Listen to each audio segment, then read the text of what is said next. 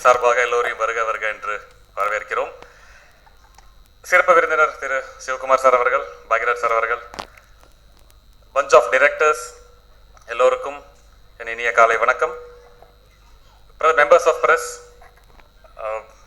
the hero of the show, Sean Ralton, director Saravanan, எல்லோரையும் friends, பத்திரிகை நண்பர்கள் எல்லோரையும் வருக வருக என்று வரவேற்கிறோம். Thank you so much. இவங்க வந்து பாம்பே ஆர்டிஸ்ட். மசான், ஹரம்கோர் அப்படிங்கிற படத்துல மிக முக்கியமான கேரக்டர் பண்ண மிஸ் ஸ்வேதா திரிபாதி.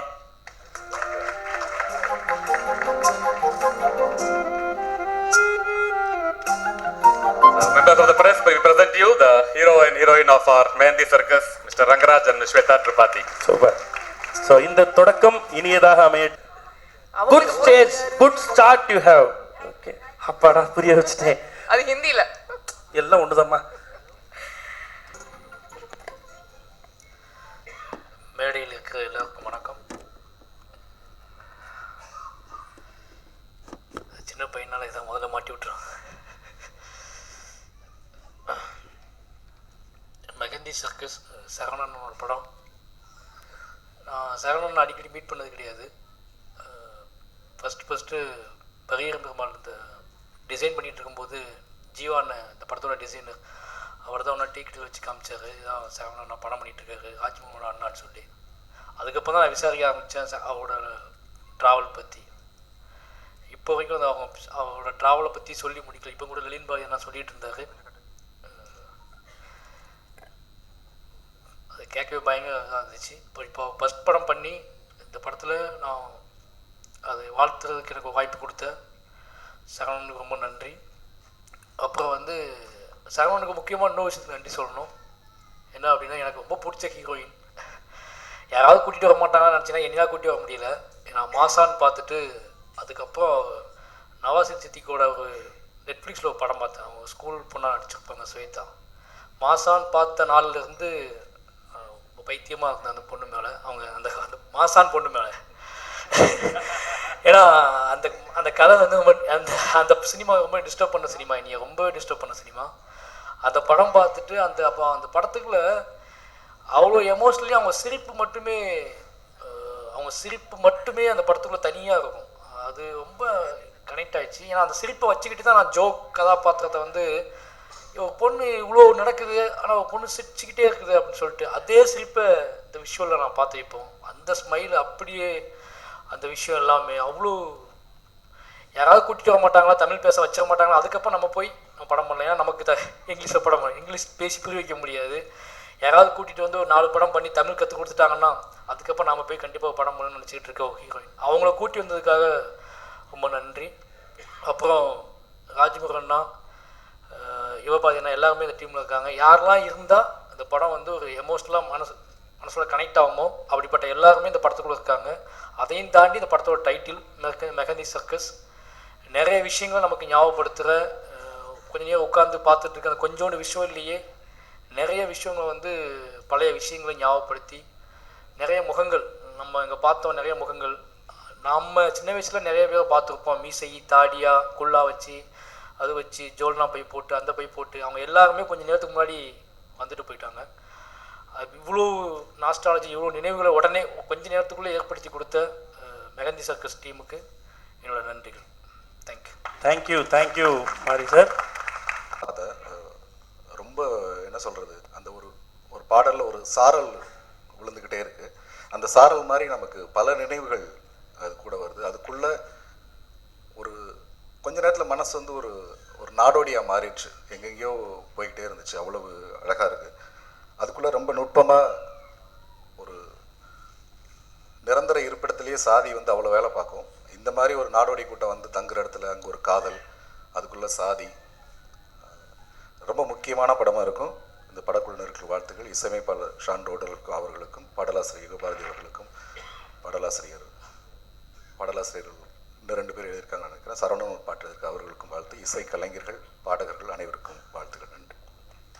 நன்றி லெனின் சார். வணக்கம். இந்த கதை நான் கேள்விப்பட்டிருக்கேன். ரொம்ப புதுமையான இன்ட்ரெஸ்டிங்கான கதை இது. சரவணன் சார்கிட்ட நான் அசிஸ்டண்ட்டாக ஒர்க் பண்ணியிருக்கேன். அவங்க வீட்டுக்கு, அவங்க ஊருக்கு போய் அவங்க வீட்டில் சாப்பிட்டு நிறைய ஃப்ளாஷ்பேக் ஸ்டோரிஸ் இருக்குது அவரோட. எனக்கு அவர் எப்படி யோசிப்பார், எப்படி கன்வெர்ட் பண்ணுவார்னு தெரியும். ஸோ அந்த கதை கேட்கும்போது எப்படி கன்வெர்ட் பண்ணுவாங்கன்னு ஒரு விஷுவல்ஸ் இருந்தது. அதை விட சூப்பராக இருந்தது ட்ரெய்லரில் விஷுவல்ஸும் சாங்ஸுமே. இந்த படம் பெரிய வெற்றி அடையும்னு வேண்டிக்கிட்டு விடைபெற நன்றி. நன்றி. Thank you Vinod sir.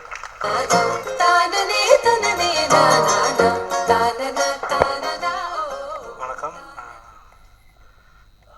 நான் சரவணன் எல்லாம் ஸ்டோரி டிசிஷன்லாம் ஒர்க் பண்ணியிருக்கோம். அவரோட அப்போ எனக்கு நிறைய பழக்கம் உண்டு. அமேசிங்கான ஸ்டோரி டெல்லர். அதாவது ஒரு படத்தை பார்த்துட்டு அவர் அந்த படத்தை பற்றி கதையை சொன்னோன்னா அந்த படத்தோடு அவர் சொல்கிற கதை நல்லாயிருக்கும். ஸோ அதே மாதிரி இன்னொரு என் ஃப்ரெண்டு சொல்லுவார், மாம் சொல்லுவார், அவர் டிப்பிக்கல் தஞ்சாவூர் கும்பகோணம் அதோட சுபாவம் அப்படின்னு சொல்லுவார். அவர் என்ன மீன் பண்ண தெரியல. பட் ஆனால் அந்த ஒரு இடத்துல நம்ம பிறந்து வளரும் போது அந்த இடத்துக்கான சுபாவம் நம்மக்கிட்ட இருக்கிறது நல்லது தான். அது ஸோ வெவ்வேறு ஊர்லேருந்து படம் எடுக்கும்போது தமிழ்நாடோட வேறு ஆஸ்பெக்ட்ஸ் வெளியே வரும். அதே மாதிரி இவரெலாம் ஷார்ட் ஃபிலிம்ஸில் நாங்கள் கொஞ்சம் குட்டை கொலைப்பாட்டி இன்னும் வேகமாக கூட படம் பண்ணியிருப்பார் அப்படின்னு நினைக்கிறேன். ஏன்னா எங்கள் இன்னர் சர்க்கிள்னு சொல்கிறோம்ல, அதாவது நல்ல ஆர்டிஸ்ட், டெக்னீஷியன்ஸ், இவங்க மத்தியில் எல்லார் மத்தியிலையும் அதிக மரியாதையோடையும் ரொம்ப அன்போடையும் பார்க்கப்படுறவர் தான் சரவணன். இவரெல்லாம் படம் பண்ணால் நாங்கள் ரொம்ப நாளாக எதிர்பார்த்து வெயிட் பண்ணிட்டு தான் இருக்கோம். ஸோ இன்றைக்கி மெகந்தி சர்க்கஸ் ரொம்ப சந்தோஷமான விஷயம். வெற்றி பெற வாழ்த்து கூறி விடைபெறுகிறேன். நன்றி. நன்றி நல்ல ப்ரோ. பேச அழைக்கிறோம்.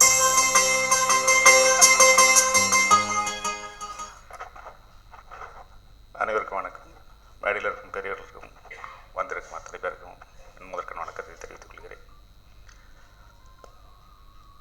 இந்த விழாவுக்கு திடீர்னு யுகபாரதி இப்போ ஃபோனில் தான் சொன்னார். ஃபோனில் தான் சரவணன் கிட்ட பேசினார். எனக்கு அவ்வளோ டீட்டெயில் சொல்ல. ராஜ்முருகனோட அண்ணன் அப்படின்னு சொன்னார். வரேன் அப்படின்னு சொல்லிட்டேன். அப்புறம் நேற்று ஆஃபீஸ்க்கு வந்திருந்தார். அப்போ கூட எனக்கு அவங்க சரவணனை பற்றி எனக்கு பெருசாக கேட்க முடியல. அர்ஜென்ட்டாக இன்விடேஷன் கொடுக்கணும்னு சொல்லி கிளம்பிட்டாங்க. சாப்ளின் கூட வந்துட்டு போயிட்டாங்க.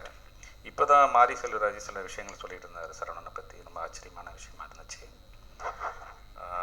பரவாயில்ல, ஒரு கொஞ்சம் லேட்டாக வந்தால் கூட ரொம்ப சிறப்பாக வந்திருக்காருன்னு தான் தோணுது. எப்போ வர்றோம் அப்படிங்கிறது முக்கியம் இல்லை, என்ன பண்ணுறோம் அப்படிங்கிறது தான் முக்கியம். ஏன்னா இந்த படம் பார்க்கும்போது இந்த ட்ரெய்லரும் பாடல்களும் பார்க்கும்போது இது முதல் படம் மாதிரி எனக்கு தெரியல. அந்த அளவுக்கு ரொம்ப ரொம்ப அற்புதமாக இருந்தது. ட்ரெய்லரும் பாடல்களும் ரொம்ப சிறப்பாக இருந்தது. வாழ்த்துக்கள். இந்த படத்தோட மியூசிக் டைரக்டர் ஷான் ராவர்ட்சன் ரொம்ப அழகான பாடல்லாம் பாடியிருக்கார். இந்த படத்தில் உண்மையிலேயே ரொம்ப சிறப்பாக இருந்தது. இசை கேட்குறதுக்கு ரொம்ப சந்தோஷமாக இருந்துச்சு. எல்லாமே ஃபோட்டோகிராஃபி, எடிட்டிங், மற்ற விஷயங்கள் எல்லாமே ஒரு தரமான நேர்த்தியான ஒரு விஷயமாக இந்த படத்தில் அமைஞ்சிருக்கு. இந்த படம் மிகப்பெரிய வெற்றியடைய வாழ்த்துக்கள். இந்த படத்தில் நடித்த புது அறிமுக நாயகன் ரொம்ப நல்லா பண்ணியிருக்காங்க. அந்த ஹீரோயினை பற்றி எனக்கு தெரியல, மாரி செல்வராஜ் தான் சொன்னார். பரவாயில்ல, அந்த அந்த விஷயம் எல்லாமே அவங்ககிட்டையும் இருக்குது. அத்தனை பேருக்கும் இந்த படத்தில் ஒர்க் பண்ண அத்தனை பேருக்கும் என்னுடைய வாழ்த்துக்களை கூறி விரும்புகிறேன். நன்றி, வணக்கம். Thank you Ezhil sir.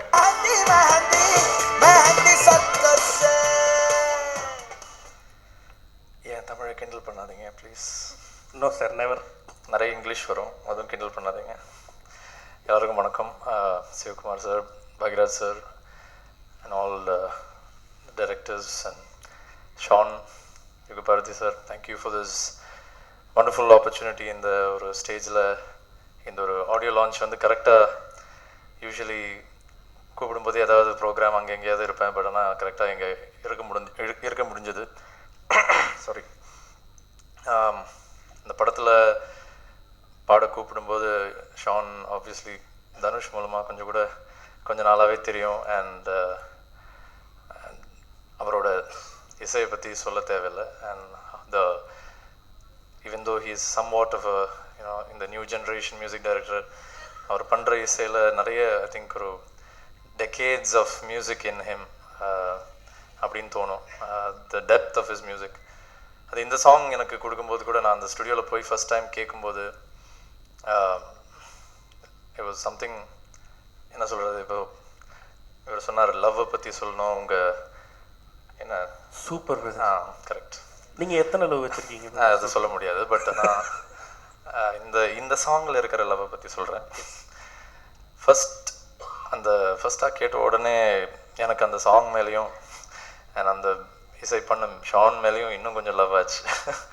அண்ட் அந்த சாங் எப்படி கரெக்டாக வித் தட் ஃபீல் நான் வந்து என்ன சொல்கிறது, எனக்கு கொடுத்த அந்த சாங் வந்து திருப்பி கொடுக்கும்போது ஒரு அட்லீஸ்ட் 10 times பெட்டராக கொடுக்கணுன்னு ரொம்ப டென்ஷனாக இருந்தது, நர்வஸாக இருந்தது. பட் ஆனால் அந்த ஸ்டுடியோவில் பாட ஆரம்பித்து த வே ஷான் வந்து இவரை என்கரேஜ் பண்ணி and got maybe the best out of me. நிறைய நாளுக்கு அப்புறம் ஐ திங்க் அந்த மாதிரி ஒரு மெலடி தமிழில் பாடுறதுக்கு ஒரு வாய்ப்பு கிடைச்சிது. And I think it will be one of the best songs that I've done in my career also. So thank you for the entire team and Mandy Circus.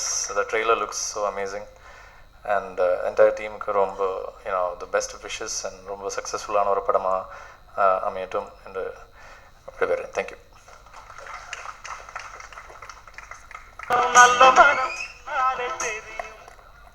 மேடையில் இருக்கும் பெரியவர்களுக்கும் சிவகுமார் ஐயா, பாக்கியராஜ் ஐயா மற்றும் இன்றைய ஜென்ரேஷன் ஆல் பிக் டைரக்டர்ஸ் ஆகிய எல்லாருக்கும் காலை வணக்கம். பத்திரிகை தொலைக்காட்சி ரொம்ப இங்கே வந்தோடனே காலையில்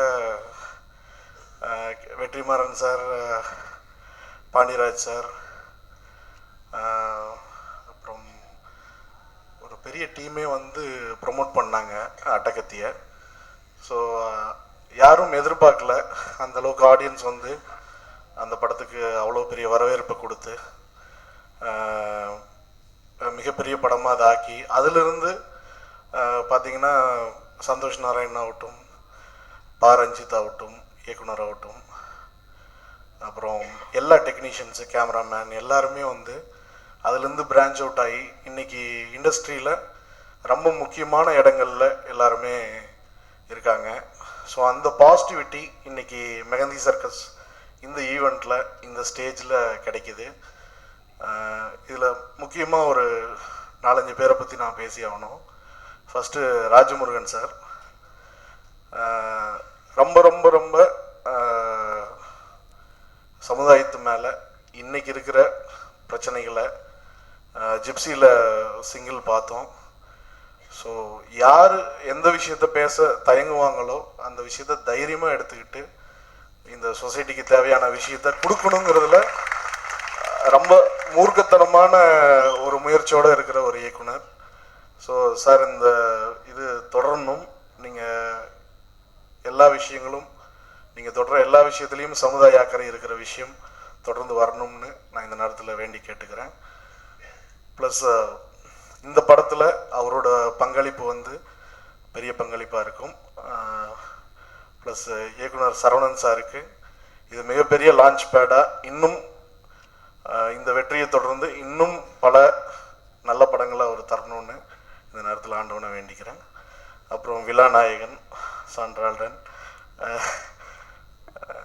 நிறையா பேசியிருக்கோம் சந்திச்சு. அவருடைய இசைக்கு வந்து நான் ஒரு மிகப்பெரிய அடிமை. பல பாடல்கள் இதுக்கு முன்னாடி என்னுடைய படங்கள் ஆகட்டும் இன்டைரக்டாக அவர் வந்து அவருடைய பங்களிப்பு நிறைய இருந்திருக்கு.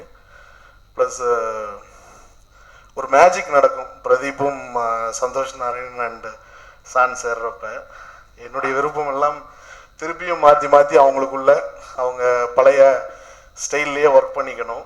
ஏன்னா ரசிகனா இது என்னுடைய வேண்டுகோள். ஏன்னா நிலாவுக்கு போக முடியும் தனித்தனியாக வேலை செஞ்சால், நிலாவை கண்டுபிடிக்க முடியும் 3 பேர் சேர்ந்தீங்கன்னா. ஸோ கண்டிப்பாக அந்த புது கிரகத்துக்கு எங்களை எல்லாம் அழைச்சிட்டு போகிறதுக்கு உங்களுடைய நட்பு வந்து தொழில் ரீதியாகவும் தொடரணும்னு இந்த நேரத்தில் வேண்டிக்கிறேன். ப்ளஸ் செல்வா இந்த படத்துக்கு ஒரு மிகப்பெரிய பேக் போன். ஏன்னா ஜிப்சி விஷுவல்ஸ் ஆகட்டும், ராஜமுருகன் சார் ஆல்ரெடி ஃபங்க்ஷனில் புகழ்ந்து சொல்லியிருக்காரு. ஆல்ரெடி ஒர்க் பண்ணியிருக்கோம் நாங்கள். ரொம்ப super technician, one of the best technicians இன்றைக்கி இருக்கிறதுல. ஸோ அவருக்கு இந்த படமும் ஜிப்சியும் மிகப்பெரிய வெற்றி படமாக அமையணும்னு இந்த நேரத்தில் ஆண்டவனை வேண்டிக்கிறேன்.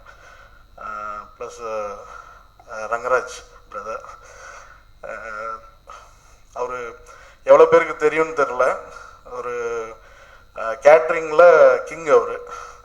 ஆல்மோஸ்ட் அந்த 3-4 டிஸ்ட்ரிக்டில் அவர் இல்லாத பெரிய கல்யாணம். ரங்கராஜ் சமையல் எப்படி இளையராஜா சார் வந்து மியூசிக் இல்லைன்னா அது பெரிய படமாக ஒரு 30 வருஷத்துக்கு கன்சிடர் ஆகாதோ, அந்த மாதிரி அவருடைய பிஸ்னஸில், கேட்ரிங் பிஸ்னஸில் ரங்கராஜ் சமையலா அப்படின்னு கேட்பாங்க.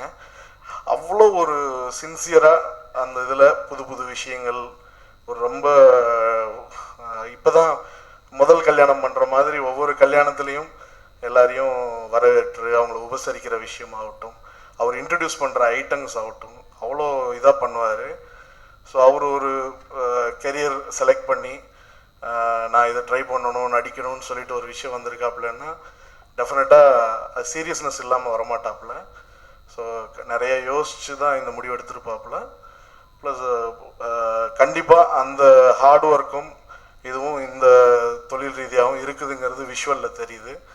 ப்ளஸ் எல்லா ஹீரோயின் ஆகட்டும், அப்புறம் சார் பேர் தெரில எனக்கு, அவர் பார்த்தாவே பயமாக இருக்குது. ஏன்னா அவருடைய பார்வையில் ஒரு பவர் ஒன்று இருக்குது. ப்ளஸ் விஷுவலில் பயங்கரமாக இருக்கார் அந்த சாங்ஸில் வந்ததில். டெஃபினட்டாக இந்த படம் சம்மந்தப்பட்ட அனைத்து கேஸ்ட் அண்ட் க்ரூக்கும் மிகப்பெரிய படமாக இந்த படம் அமையணும். வர்த்தக ரீதியாகவும் டிஸ்ட்ரிபியூட்டர்ஸ் தியேட்டர் எல்லாத்துக்கும் மிகப்பெரிய லாபகரமான படமாக இந்த படம் அமையணும். ப்ளஸ் படத்தோட எடிட்டர் எல்லாரும், டெக்னீஷியன்ஸ் எல்லாத்துக்குமே இந்த நேரத்தில் என்னோடய வாழ்த்துக்கள் தெரிவிச்சுக்கிறேன். ப்ளஸ் விக்கி, கண்டிப்பாக விக்கி இருந்தால் வெற்றி தான். அதனால் விக்கியும் is part of the film. So டெஃபினட்டாக அவருக்கு இந்த வருஷம் அதான் பேசிகிட்டு இருந்தார், 6 படம் நடிச்சிட்டேன், ரிலீஸ் ஆகிடுமான்னாரு. டெஃபினட்டாக மேக்குள்ளே எல்லா படமும் வந்து மிகப்பெரிய இடத்த விக்கி பிடிக்கணும்னு ஆண்டவனை வேண்டிக்கிறேன். நன்றி, வணக்கம்.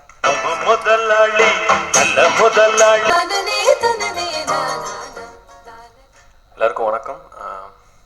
வந்தோடனையும் காதல் அனுபவங்களை பகிர்ந்துக்க சொன்னீங்க. சூப்பர். அதுக்கான வாய்ப்பு எனக்கு கிடைக்கல. ஸோ சர்க்கஸ் சினிமா மீது தான் எனக்கு காதல். சர்க்கஸ் பற்றின அனுபவங்கள் நிறைய. சூப்பர். அவளைப்படாதே சகோதரா, எங்கம்மா ஒன்றும் காலம் தாழ்ந்து போயிடும். ரைட்டு. ஸோ சின்ன வயசில் ஒரு சர்க்கஸ் ஊருக்கு வர்றாங்க அப்படின்னாவே ரொம்ப எக்ஸைட் ஆகி எங்களுக்கு அந்த யூரியா சாக்கெல்லாம் எடுத்து வச்சு ரெடி பண்ணி வச்சுட்டு போய் அந்த ஃபஸ்ட்டு இடம் பிடிச்சி காசு கொடுத்துட்டு ரிசர்வ் பண்ணிட்டு வந்து பார்த்த அனுபவங்கள் உண்டு. அந்த குளிரில் காலையில் 3 மணி வரைக்கும் பார்த்து என்ஜாய் பண்ணிகிட்டு இருக்கோம். அந்த விஷுவல்ஸ் பார்க்குறப்ப ரொம்ப இதமாக இருந்துச்சு. மறுபடியும் நம்மளை அந்த ஒரு எக்ஸ்பீரியன்ஸுக்கு கூட்டிகிட்டு போகக்கூடிய ஒரு படம் வர்றதை பார்க்குறப்ப ரொம்ப மகிழ்ச்சியாக இருக்குது. இந்த மெஹந்தி சர்க்கஸ் டீம், அவர் சரவணன் ஜோக்கர் படம் டைமில் அவரோட ப்ரெசன்ஸே அவர் காமிச்சிக்க மாட்டார். பட் ஒவ்வொரு இடத்துலையும் சரி, எந்த ஒரு விஷயங்கள் கேட்டாலும் அவர் வந்து பின்னு அதை வந்து சரியாக நடக்குதுங்கிறத உறுதிப்படுத்திக்கிட்டே இருப்பார். அவர் அந்த டைம்லேயே கண்டிப்பாக முதல்ல ஒரு ராஜமுருகன் அவரு கூட இருந்து அவர் சப்போர்ட்டிவாக இருந்து, அண்ட் அவர் இப்போ ராஜமுருகன் அவரு சப்போர்ட்டிவாக இருந்து அவர் கூட பண்ணுறது பார்க்குறக்கே ரொம்ப சந்தோஷமாகவும் எடுத்துக்காட்டாகவும் இருக்குது. அது ரொம்ப நல்ல விஷயமா இருக்குது. அது மட்டும் இல்லாமல் அந்த ஹோல் டீம் ஜோக்கர்லேயே ஷானோட ஒர்க் பண்ண அது ஒரு தனி எக்ஸ்பீரியன்ஸ். ஷான்கிட்ட இருக்கக்கூடிய மியூசிக் டைரக்டர்ஸில் அவர்கிட்ட ஒரு சோல் இருக்கும் அவருடைய மியூசிக்கில். அந்த விஷயங்கள் என்றைக்கும் மிஸ் ஆகாமல் பார்த்துக்குவார். அந்த வகையில் இந்த ஆல்பமும் கண்டிப்பாக ஒரு ஹிட்டான ஆல்பமாக வருங்கிறதுல எந்த ஒரு டவுட்டும் இல்லை. ஆல்ரெடி நம்ம பார்த்தோம். அண்ட் இந்த மொத்த டீம் செல்வா, ஃபிலோ, பிரவீன் அண்ட் சதீஷ் எல்லாரோடையும் அடிக்கடி ஒர்க் பண்ணியிருக்கோம். அதனால் அவங்களுடைய சின்சியாரிட்டி அண்ட் எஃபர்ட் நமக்கு தெரியும். கண்டிப்பாக இது மக்களுக்கும் இந்த படத்து மூலமாக தெரியும் அப்படிங்கிறதுல எந்த ஒரு டவுட்டும் இல்லை. ரங்கராஜ் எங்கள் எல்லாருக்கும் ஒரு வகையில் சந்தோஷம், ஊரில் நிறைய பேர்த்துக்கு வருத்தம் அவங்களுடைய சாப்பாட்டை மிஸ் பண்ணோம் அப்படின்னு சொல்லிட்டு. பட் உங்களுடைய சின்சியாரிட்டி டுவோர்ட்ஸ் ஒர்க் அண்ட் அந்த விஷயங்கள் கண்டிப்பாக இதுலேயும் இருக்கும். அந்த அதில் சாப்பாட்டு மூலமாக நீங்கள் கொடுத்த அதே சுவையை நீங்கள் இது மூலமாக படங்கள் மூலமாக கொடுப்பீங்கன்னு நம்புகிறோம். வெல்கம் டு அவர் இண்டஸ்ட்ரி ஹீரோயினுக்கு. ஸோ இந்த படத்தில் ஒர்க் பண்ண அத்தனை பேருக்கும் என்னுடைய வாழ்த்துக்கள். ஒரு குடும்ப விழா மாதிரி இருக்கிறது பார்க்குறக்கு இன்னும் சந்தோஷமாக இருக்குது. மெஹந்தி சர்க்கஸ் மூலமாக மறுபடியும் ஒரு 90s வாழ்க்கையை நம்ம பார்ப்போம் அப்படிங்கிறதுல எந்த ஒரு டவுட்டும் இல்லை. ஸோ எல்லாருடைய சப்போர்ட்டு இந்த படத்துக்கு வேணும். என்னுடைய வாழ்த்துக்களும். தேங்க்யூ. Thank you sir. நீங்கள் ஆரம்பிக்கும் போது உங்கள் காதல் அது சிவகுமார் சார்லாம் என்னென்னா இன்றைக்கி வரப்போகிற வேலைக்கு நேற்றே திட்டமிட ஆரம்பிச்சிருப்பாரு. எத்தனை மணிக்கு சதி நேரத்தில் போகிறோம், எத்தனை மணிக்கு முடிக்கிறோம், எத்தனை மணிக்கு வர்றோம்னு அவ்வளோ திட்டமிட்டு திருத்தமாக வாழ்க்கை நடத்துகிறவர். இவருக்கு நம்ம இன்னைக்குன்னு பார்த்து நம்ம லேட்டாக வந்திருக்கமே நினச்சிக்கிட்டு இருந்தேன். அப்புறம் யோசிச்சு பார்த்தேன், ராஜமுருகன் சரவணன் பாயிண்ட் ஆஃப் வியூவில் நானே அவங்களுக்கு சிவகுமார், அவங்க நம்மளோட மோசமானவங்க. என்ன ஏன்னா ஒருவேளை இது என்ன ஆடியோ ரிலீஸாக இருந்து ராஜமுருகனே சரவணையே கூப்பிட்டு தான் எப்போ வருவாங்கன்னா எல்லாம் கலைஞ்சு போகும்போது தான் சிரிச்சுக்கிட்டே வருவாங்க 2 பேரும். அதனால பரவாயில்ல, நம்மளை சிவகுமார் போல மதிப்பதற்கு அந்த மேடையில் 2 பேர் இருக்காங்க, ஒன்றும் தப்பு இல்லைன்னு நினச்சிக்கிட்டு தான் நான் வந்து இந்த மேடை ஏறினேன்.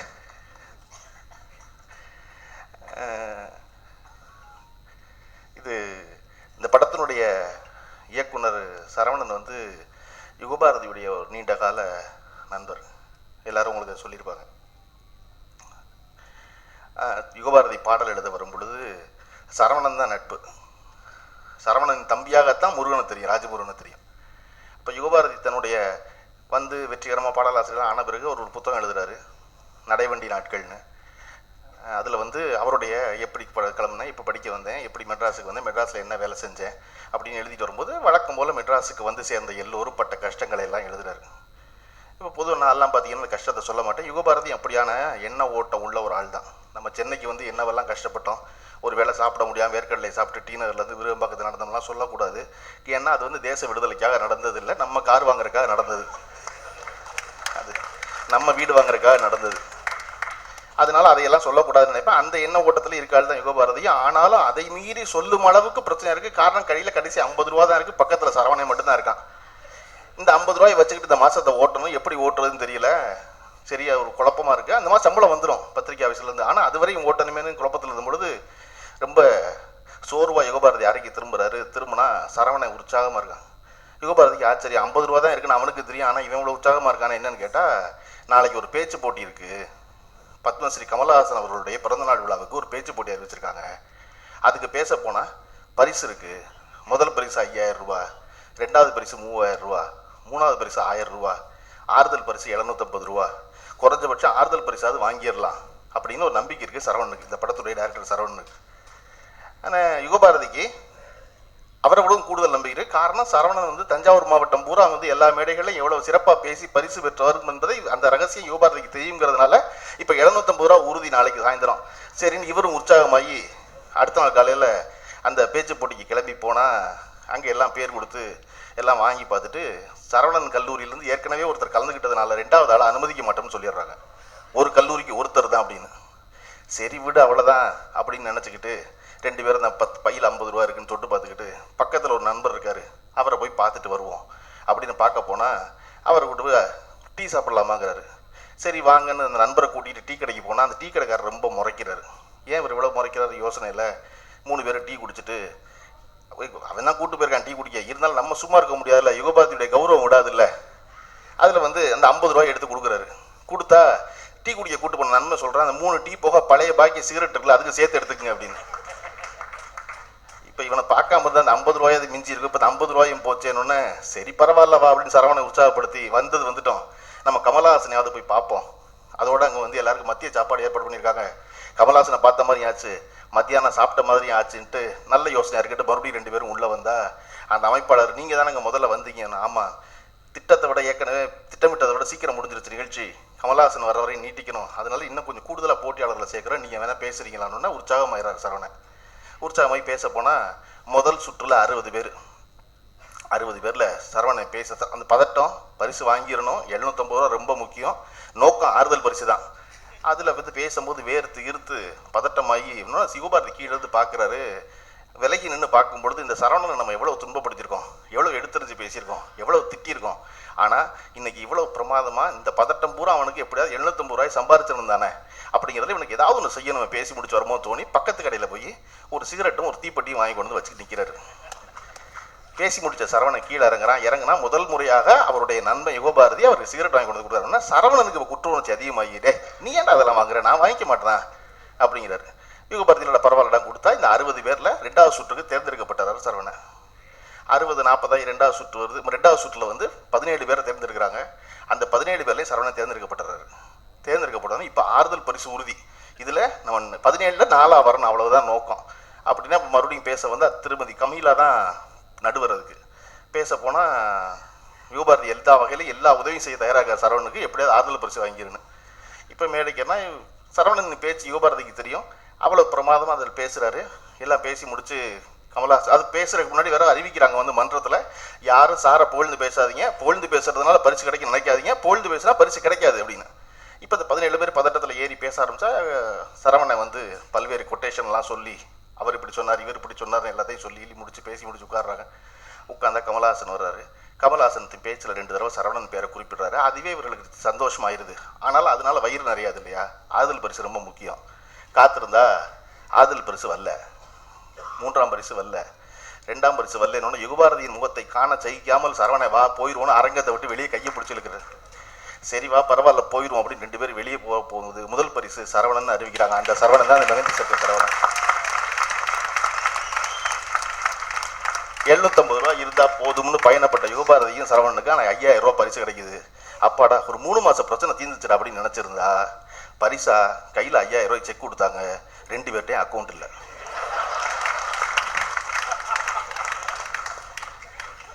யுகபாரதி இன்னைக்கு எத்தனை அக்கௌண்ட் வச்சிருக்காரு, எத்தனை வீடு வச்சிருக்காரு, எவ்வளவு இடம் வச்சிருக்காருன்னு எனக்கு தெரியும். ஆனா யுகபாரதி முதல் அக்கௌண்ட் ஆரம்பிச்சது சரவணனுடைய படத்தை போடுறதுக்காக தான் அக்கௌண்ட் ஆரம்பிச்சாரு யுகபாரதி. அதன் பிறகு தம்பி முருகன் வந்து சேர்றான். முருகன் வந்து வேடன் ஆஃபீஸில் வேலைக்கு சேர்றான். யுகபாரதி அறையில் தான் தங்குறான். தங்கும் பொழுது அந்த வயதிற்கே உரிய எல்லா காரியங்கள் எல்லா செயல்பாடுகளையும் செய்கிறான். செய்யும்போது முருகனுக்கு எத்தனை அண்ணன் இருந்தாலும் அவன் எந்த அண்ணங்கிட்ட அடி வாங்கினான்னா யுகபாரதிங்கிற அண்ணங்கிட்ட மட்டும்தான் அவன் அடி வாங்கினான். அதை சரவணங்கிற அண்ணன் அனுமதிச்சான்.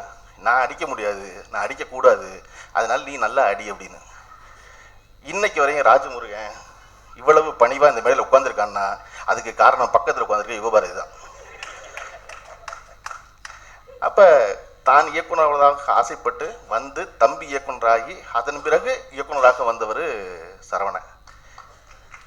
நான் சரவணன்ட்ட சொன்னேன் நேற்று இன்விடேஷனை பார்த்துட்டு, சரவணன் நீங்கள் வந்து சரவணன் ராஜேந்திரன் பேர் போட்டிருந்தார் சரியா, சரவண ராஜேந்திரன் அப்படின்னு பேர் போட்டிருந்தார். நான் சொன்னேன் பரவாயில்ல ஆடியோ இன்விடேஷன் அடிச்சிருக்கோம், நீங்கள் படத்தில் உங்கள் பேரை ராஜு சரவணன்னே போட்டிருங்க அப்படின்னு. இல்லை அவன் ராஜு முருகன் இருக்கான், நம்ம ஒரு ராஜு சரவணன் நல்லா இருக்காது இல்லை அப்படின்னாரு.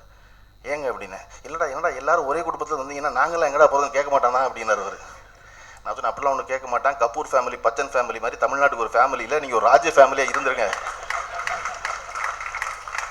ஏன்னா இன்னொரு அண்ணன் ஒரு இருக்கான் அடுத்த வீட்டிங்கில். இப்போ சரவணன் வெற்றிக்கு பிறகு அந்த அண்ணன் வந்து சேருவான். அப்போ அந்த 3வது அண்ணன் ராஜகுருன்னு ஆக்கிடலாம் ராஜகுருன்னு. அப்போ நீங்கள் ராஜு ஃபேமிலியாக இருந்தெல்லாம் மாற்றிக்கிங்க. எதுக்காக அந்த பேரை குறிப்பிட்டு சொல்கிறேன்னா இந்த ஷான் ரோல்டன் நான் பல தடவை கேட்டிருக்கேன், அது என்னப்பா பேர் ஷான் ரோல்டன் அப்படின்னு. எனக்கு ஷான் ரோல்டன் சொன்ன பதில் ரொம்ப பிடிச்சிருந்துச்சு. இல்லை சார் தமிழ்நாட்டில் பேரை வச்சு ஜாதியை கண்டுபிடிச்சிட்றாங்க, இப்போ கண்டுபிடிக்க முடியாது இல்லை அப்படின்னா.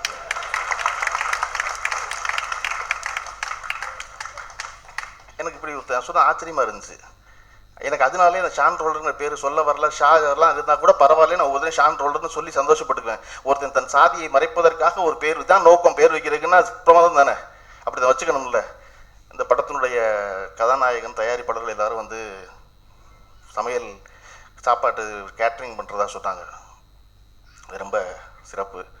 காரணம் இந்த உலகத்தில் செய்கிற தொழிலில் 2 தொழில் செய்கிறதா ரொம்ப நேர்த்தியோட கஸ்டமரை பற்றிய கவலையோடு செய்கிறவங்க, திரும்ப வரணும்னு.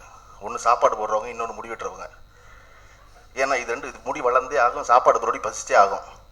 மற்ற எல்லா தொழில் பண்ணுறவனும் கஸ்டமர் அவ்வளோ கவனமாக பார்த்துக்க வேண்டியதில்லை. ஏன்னா மறுபடியும் இந்த கஸ்டமர் வராமல் போவான். ஒரு சட்டை விற்கிறவன் அவளுக்கு சின்சியராக பார்த்துக்க வேண்டியதில்லை.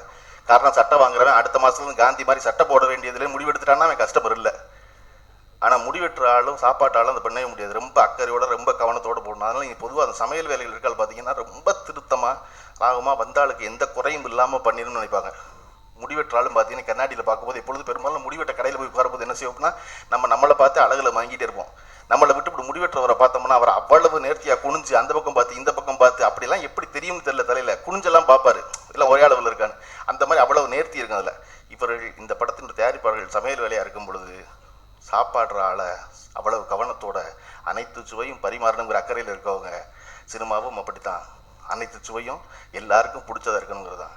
தமிழ் சினிமா மெதுவாக மீண்டு வந்து இப்போ என்னென்னா குடும்பமாக எல்லாரும் பார்க்கும் படங்களை எடுப்பதில் ஆர்வம் செலுத்தி கொண்டிருக்கிற காலகட்டம் இது.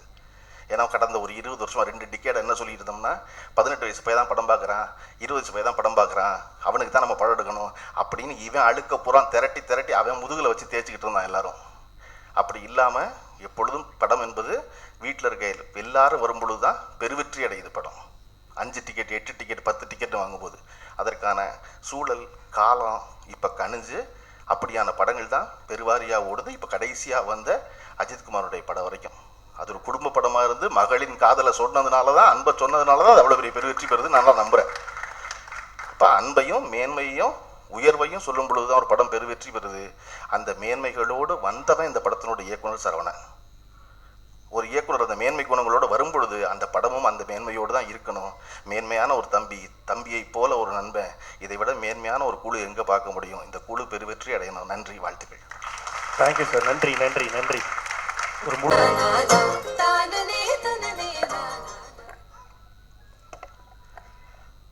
அனைவருக்கும் வணக்கம். மேடையில் விட்டிருக்கும் பெரியோர்களுக்கு வணக்கம். ராஜமுருகனோட ஜோக்கர் படம் பார்த்தப்ப என்ன ஃபீலிங் இருந்ததோ, என்னமோ ஒன்று பண்ணியிருக்காங்களே அப்படின்னு தோணுச்சு. அதே மாதிரி அந்த படம் வந்து நேஷ்னல் அவார்டு வின் பண்ணுச்சு. அந்த மாதிரி இந்த படத்துலையும் ஏதோ ஒன்று பண்ணியிருக்காங்களே அப்படின்னு ஃபஸ்ட்டு விஷுவல் பார்க்கும்போதே தோணுது. இது இந்த குடும்பத்துலேருந்து வர எல்லாருக்குமே அந்த தாக்கம் இருக்குமான்னு தெரியல. டைரக்டர் சரவணன் அவர்களுக்கு வாழ்த்துக்கள். அவரை வந்து நல்லா ஞாபகம் இருக்கு எனக்கு, குக்கு படத்தோட மேடையில் அவரை ஏற்றுனாங்க.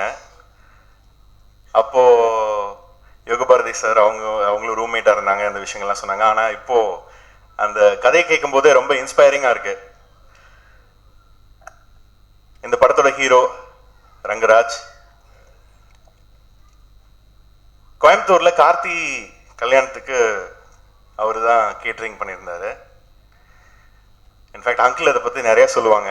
ஆனால் எனக்கு ஞாபகம் இருக்கிறது வந்து ஒரு 7000 பேர் சாப்பிடுவாங்க அப்படின்னு சொல்லி அரேஞ்ச் பண்ணது 15000 பேருக்கு சமைக்க வேண்டியதாகிடுச்சு. அதை வந்து கொஞ்சம் கூட இது பண்ணாமல் ஒரு மணி நேரத்துலேயே ஆர்கனைஸ் பண்ணி, அதாவது ஒரு ½ ஹவர்லேயே ஆர்கனைஸ் பண்ணி யாருமே வெயிட் பண்ணாமல் எல்லாருக்குமே என்ன அந்த 7000 பேர் சாப்பிட்டாங்களோ அதே மெனுவை 14000 பேருக்கும் வந்து அவர் சமைச்சு போட்டார்.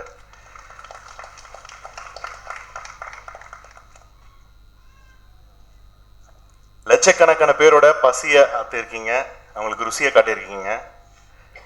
சினிமாவிலையும் அதே மாதிரி நீங்கள் ஷைன் பண்ணணும்னு என்னுடைய வாழ்த்துக்கள். Sean Roldan sir, I'm always a fan. அவர்கிட்ட சொல்லிகிட்டே இருப்பேன், அவங்க கூட ஒர்க் பண்ணணுன்னு ரொம்ப ஆசை, ஆனால் அதுக்கான தருணம் இன்னும் வரல அப்படின்னு. Yugabharathi sir and DOP. இந்த படத்தில் வந்து ரொம்ப ஒரு வித்தியாசமான ஒரு கலரிங் பண்ணியிருக்காங்க.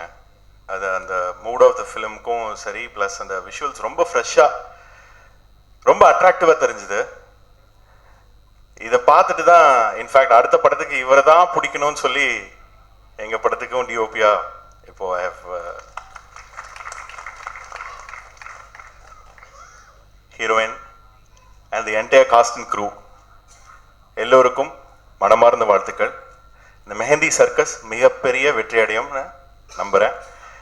ஞானவேல் ராஜா, ஸ்டுடியோ கிரீன், இந்த ப்ரொடியூசர், அவர் தொட்டா எல்லாமே வந்து ஜெயிக்கும். ஸோ ரங்கராஜ், மறுபடியும் உங்களுக்கு வாழ்த்துக்கள். நன்றி. தேங்க்யூ ராஜசேகர் சார், ரொம்ப நன்றி சார்.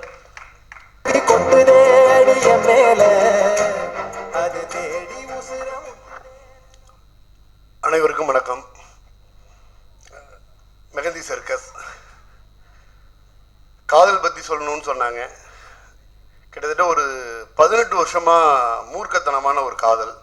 அதை பற்றி இந்த படத்தோட ப்ரொடியூசர் ஞானவேல் ராஜா கிட்டத்தட்ட ஒரு 18 வருஷமாக சினிமாவை மூர்க்கத்தனமாக காதலிக்கக்கூடிய ஒருத்தர். அவருடைய தயாரிப்பில் மெகந்தி சர்க்கஸ் அப்படிங்கிற ஒரு படம். இந்த ஒரு படத்துக்கு சினிமாவை காதலிக்கக்கூடிய இத்தனை பேர் ஒரே இடத்துல வந்து அசம்பிள் ஆகியிருக்காங்கன்னா இதுக்கு ஒரு ஃப்ரீக்வன்சி வேணும். மிக சரியான நபர்களோட ஒரு மிகப்பெரிய ட்ராவல், ஒரு நீண்ட நாள் ட்ராவல் இருந்தால் மட்டும்தான் இது பண்ண முடியும். ஒரு எப்படி சொல்கிறது, ஒரு நேர்மையும் ஒழுக்கத்தையும் கிட்டத்தட்ட நான் பிறக்கிறதுக்கு முன்னிலேருந்து காதலிச்சிட்டு இருக்க சிவகுமார் ஐயா தலைமை இருக்கிறாங்க. சினிமாவோட திரைக்கதையினாலே திரைக்கதையோட காதலன் சொல்லக்கூடிய கே பாலச்சந்திர ஐயா, பாக்யராஜ் சார் அவர்கள் இதோட தலைமைக்கு வந்திருக்காங்க.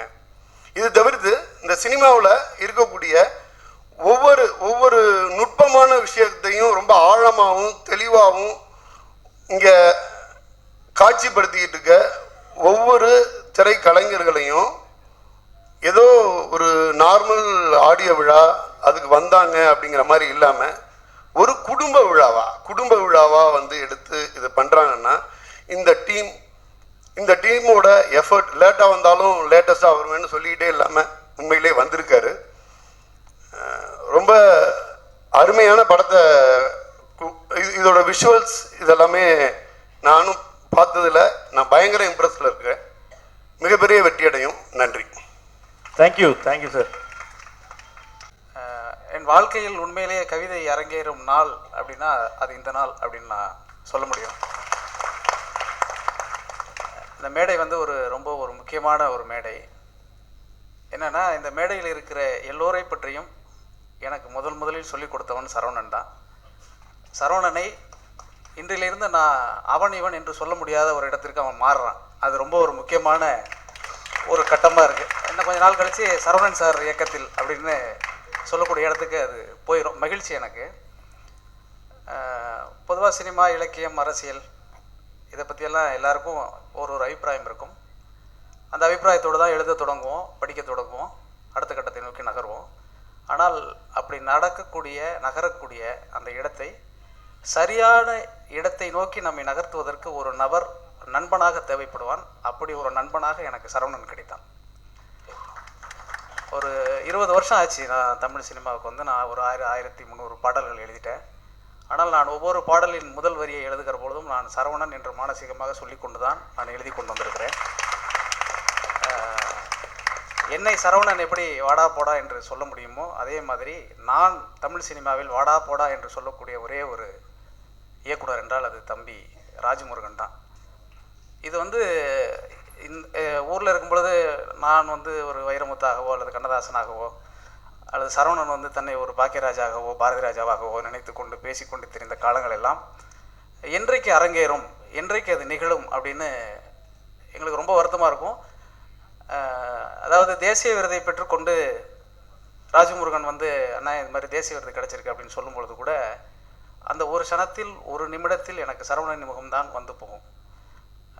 எல்லா மிகப்பெரிய இயக்குனர்கள் படத்திற்கு நான் பாடல் எழுத போகிற பொழுதும் அவர்கள் எனக்கு அந்த காட்சியை பற்றி சொல்லுகிற பொழுதெல்லாம் சரவணன் வந்து வெண்ணாத்தங்கரையில் அமர்ந்து கொண்டு ஒரு கதையை சொல்லுகிற பொழுது அவன் எப்படி விவரித்து என்று சொன்னானோ அதை உள்வாங்கி கொண்டு தான் நான் ஒவ்வொரு பாடல்களையும் எழுதி கொண்டே இருந்தேன்.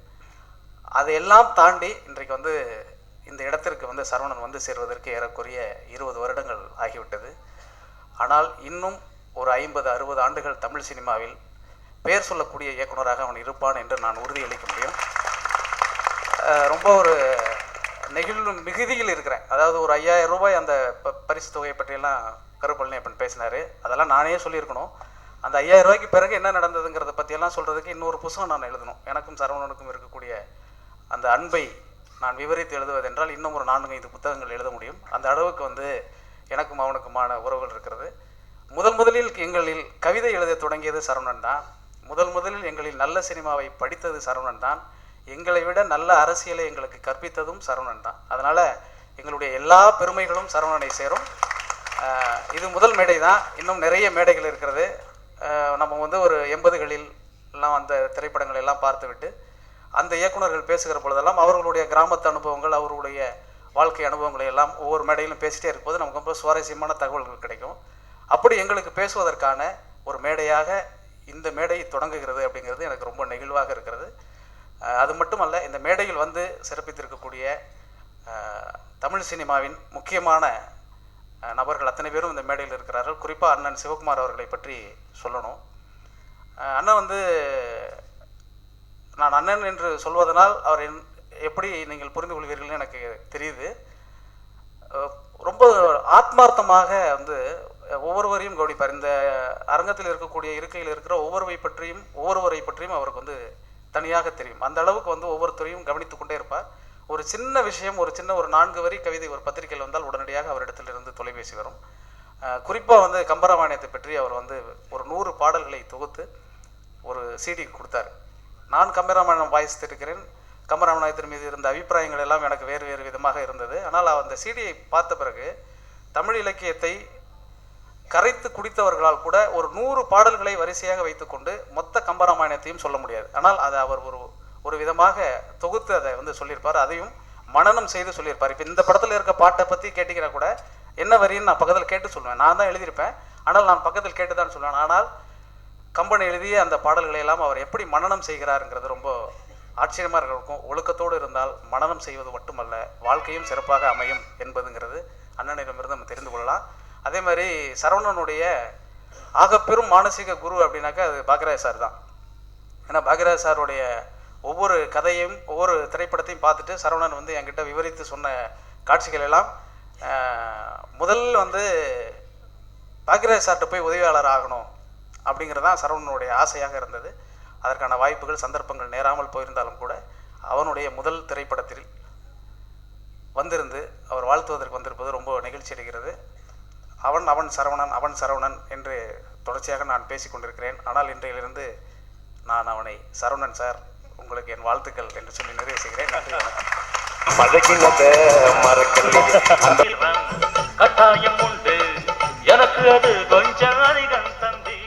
சார் புரிஞ்சுதாங்க சார் அந்த பாட்டு? புரிஞ்சுது. அந்த வெரி வெரி பேட் ஞாபகத்தில் வச்சுட்டு சொல்கிறாங்க சார். தோழர்களுக்கு வணக்கம். இந்த மேடை வந்து எனக்கு பர்சனலாக ரொம்ப நெகிழ்ச்சியான ஒரு மேடை. ஏன்னா என்னை உருவாக்கிய சரவணன் அண்ணனும் யுகபாரதி அண்ணனும் இந்த மேடையில் இருப்பது அப்படிங்கிறது அவர்களுக்கான ஒரு மேடையாக இது இருப்பதுங்கிறது எனக்கு நெகிழ்ச்சியாக இருக்கிறது. என்னை உருவாக்கியவர்கள் அவர்கள் தான், என்னை நாசம் பண்ணதும் அவங்க தான். நான் ஃபஸ்ட்டு வண்ணநிலவனின் கம்பாநதி கொண்டு வந்து என்கிட்ட கொடுத்து படிக்க வச்சது சரவணன் அண்ணன், மூலதனத்தை படிக்க வச்சது யுகபாரதி அண்ணன். இதை விட ஒருத்தன் வாழ்க்கையை நாசமாக்குறதுக்கு வேறு என்ன வேணும்? ஸோ அப்படி வந்து எனக்கு முன்னாடியே இந்த சினிமா கனவுகளோடு அரசியல் கனவுகளோடு சென்னைக்கு வந்தது வந்து சரவணன் அண்ணனும் யுகபாரதி அண்ணனும் தான். பொதுவாக சினிமா அரசியல் என்ற சர்க்கஸ்களில் மாஸ்டர்கள் பின்தங்கி பஃபூன்கள் முன்னேறி விடுவதைப் போல் நான் வந்து முதல்ல படம் பண்ணிட்டேன். ஸோ பட் எப்போவுமே மாஸ்டர்கள் தான் காலத்துக்கு நிற்பாங்க, பஃபூன்கள் காலி ஆகிடுவாங்கங்கிற மாதிரி லேட்டாக வந்தாலும் அண்ணனுடைய க்ரியேட்டிவிட்டிங்கிறது ரொம்ப அளப்பரியது. அதுலேருந்து ஒரு சின்ன துளி தான் நான் எடுத்துக்கிட்டதெல்லாம். ஸோ அவர் வந்து இன்றைக்கு ஒரு முதல் படத்தை இங்கே எடுத்துருக்கிறதுங்கிறது ரொம்ப மகிழ்ச்சியாக இருக்கிறது. எனக்கு வந்து ஜோக்கரில் வந்து அவர் கோடைரக்டர்.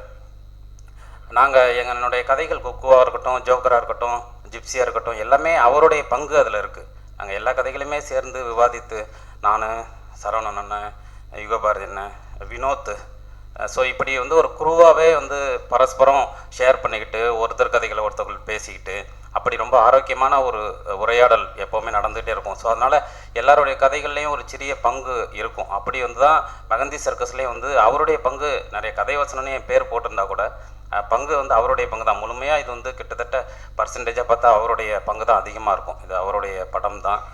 இந்த படம் உருவாவதற்கு முக்கியமான காரணமான ரங்கராஜ் வந்து ஹீரோ இந்த படத்துக்கு வந்தது அப்படிங்கிறது தான் இந்த படம் ஸ்டார்ட் அப் ஆகிறதுக்கான ஒரு புள்ளியாக இருந்தது. ஸோ இந்த நேரத்தில் ரங்கராஜுக்கும் ஈஸ்வரன் அப்பா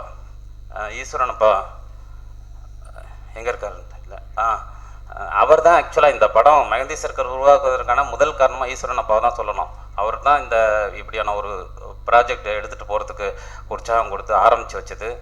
அப்புறம் ஞானவேல் சார் ஞானவேல் சாருடைய பேர் வந்து இந்த படத்தில் ஒரு தயாரிப்பாளருங்கிற ஒரு இடத்துக்கு வந்தது தான் இந்த படத்துக்கு நடந்த ஒரு முக்கியமான நல்ல நிகழ்வுன்னு நினைக்கிறேன். ஏன்னா அவர் ஒரு படத்தை வந்து எப்படி எடுத்துகிட்டு போவார், எங்கே கொண்டு போய் சேர்ப்பார் அப்படின்னு நமக்கு நல்லா தெரியும். ஸோ இப்படி வந்து இந்த படத்திற்கான பாசிட்டிவான விஷயங்கள், பாசிட்டிவான மனிதர்கள் எல்லாம் சேர்ந்து அமைஞ்சதுனால நிச்சயமாக இது ஒரு பாசிட்டிவான ஒரு படமாக அமையும் நான் நம்புகிறேன். அப்புறம் செல்வகுமார், இந்த படத்தோட ரஷ் பார்த்துட்டு தான் செல்வாவை வந்து நான் ஜிப்சிக்கு கேமராமேனாக போட்டேன். ஸோ உண்மையிலேயே வந்து பிரபு சார் சொன்னது மாதிரி செல்வா வந்து மிகப்பெரிய உயரங்களை, ஞானவேல் சார் சொன்ன மாதிரி மிகப்பெரிய உயரங்களை தொடக்கூடிய ஒரு கலைஞன்.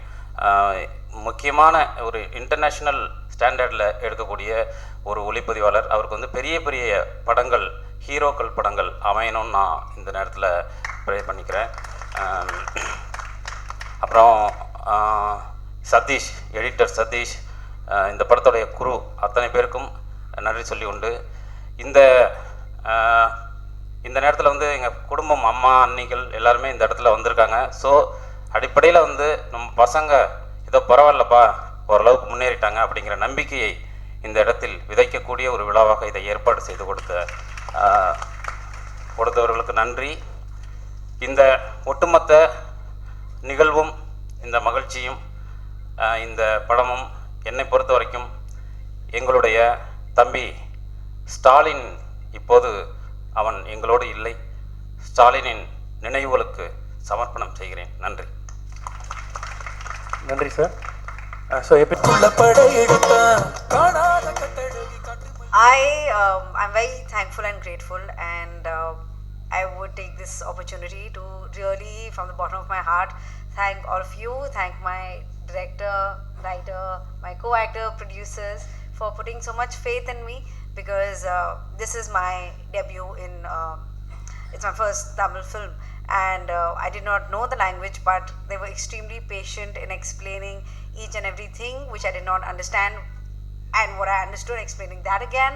So, and this has been an experience which I'll always remember, and I've the team that was there, the entire team, I just felt that I'm in safe hands, and this is the best debut that I could have made. So thank you.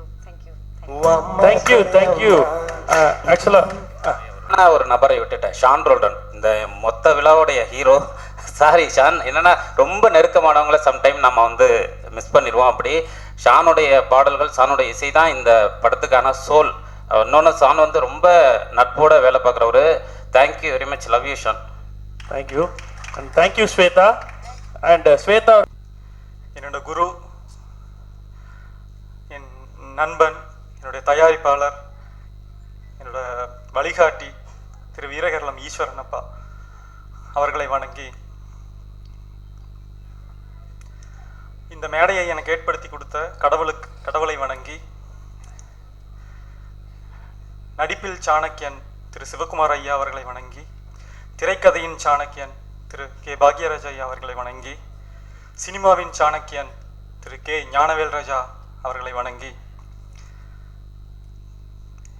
என் அழைப்பை ஏற்று இங்கே வந்திருக்கும் அனைவரையும் வணங்கி, media எல்லாரையும் வணங்கி, என்ன சொல்றதுன்னு தெரியல. என்னோட முதல் மேடை நான் கண்டிப்பாக ஒருத்தர் ஞாபகப்படுத்தி ஆகணும். திரு மாதம்பட்டி சிவகுமார் அவர்கள். அவர் வந்து ஒரு பெரிய ப்ரொடியூசர். தாய்நாடு, சின்ன தம்பி பெரிய தம்பி, பூவும் புயலும், அந்த மாதிரி படங்கள்லாம் எங்கள் ஊரில் ஷூட்டிங் நடக்கும். அதில் அந்த ஷூட்டிங் க்ரூக்கு எங்கள் அப்பா வந்து சமையலுக்கு போவாங்க. அப்படி போனதுனால தான் அவருக்கு பேர் வந்து மாதம்பட்டி தங்கவேல்னு பேர் வந்துச்சு. கூட்டத்தில் கூட்டமாக இருந்து ஷூட்டிங் பார்த்த ஒரு குட்டி பையன் இன்னைக்கு இந்த ஸ்டேஜில் ஒரு கதையின் நாயகனாக அறிமுகமாகறேன்னா எனக்கு என்னன்னு தெரியல. ஸோ வாழ்க்கையின் சுவாரஸ்யங்களை, ஆச்சரியங்களை ரொம்ப சந்தோஷமாகவும் தைரியமாகவும் ஃபேஸ் பண்ணிட்டு இருக்கேன். பெரியவங்க இருக்கிற, ஆன்றோர்கள் நிறைய பேர் இருக்கிற இடத்துல நம்மளும் கொஞ்சம் புத்திசாலித்தனமாக பேசணும் அப்படின்னு வள்ளுவர் சொல்லியிருக்காரு.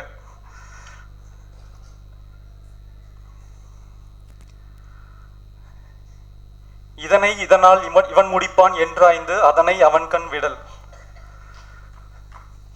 எங்க அப்பா வந்து, நான் 15 வருஷமா சமையல் ஃபீல்டில் இருக்கேன்.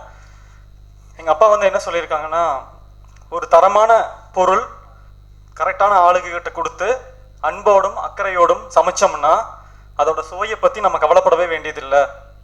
அவ்வளவு பிரமாதமாக வரும். அதைய இலைக்கு வர விருந்தினர்களுக்கு அக்கறையோடு பரிமாறினோம்னா நம்ம தொழில் எப்பவுமே முன்னேறலாம் அப்படின்னு சொல்லி கொடுத்துருக்காங்க. அதே மாதிரி தான் இந்த படத்தில் ஒவ்வொரு டெக்னீஷியன்ஸையும் கதையையும் ஒவ்வொன்றையும் வந்து பார்த்து பார்த்து பண்ணியிருக்கோம். இந்த படத்தோட ட்ரெய்லர், பாடல்கள் எல்லாமே நீங்கள் பார்த்துட்டு அதை எப்படின்னு கண்டிப்பாக நீங்கள் பாராட்டுவீங்க. அந்த நம்பிக்கை எனக்கு வந்து 1000 மடங்கு இருக்குது. நிறைய பேசணும்னு நினச்சேன், பட் என்னன்னு இது பண்ண முடியல. ஒரே ஒருத்தர் பற்றி மட்டும் நான் பேசணும். இந்த படத்தோட இயக்குனர் சரவண ராஜேந்திரன். நான் இந்த படத்தில் புது அறிமுக நாயகனை அறிமுகமாகறேன். அது ஸ்க்ரீனில் பார்த்தாலே உங்களுக்கு தெரியும். ஆனால் அவர் வந்து புது அறிமுக இயக்குனர் இல்லை. 20 ஆண்டு காலம் கிட்டத்தட்ட பாலு மகேந்திரன் சார், கமலஹாசன் சாரோட, ராஜமுருகன் சாரோட எல்லாம் ஒர்க் பண்ணிட்டு அந்த அனுபவத்தில் இந்த படத்தை வந்து, அதுவும் நான் அறிமுகமாகிற படம் அவரும் கூட ஒர்க் பண்ணுறாருன்னா அது வந்து சொல்ல வார்த்தைகளே இல்லை. அது வந்து கடவுளுடைய ஆசீர்வாதம். அதனால தான் அந்த படம் என்னுடைய அறிமுக படமாக இது அமைஞ்சிருக்கு. ஒரே வார்த்தையில் சொல்ல போனால், ஆக்சுவலாக சரவணனை வந்து 3 படம் கமிட் ஆகி ஷூட்டிங் போகிற டைமில் கேன்சல் ஆயிடுச்சு.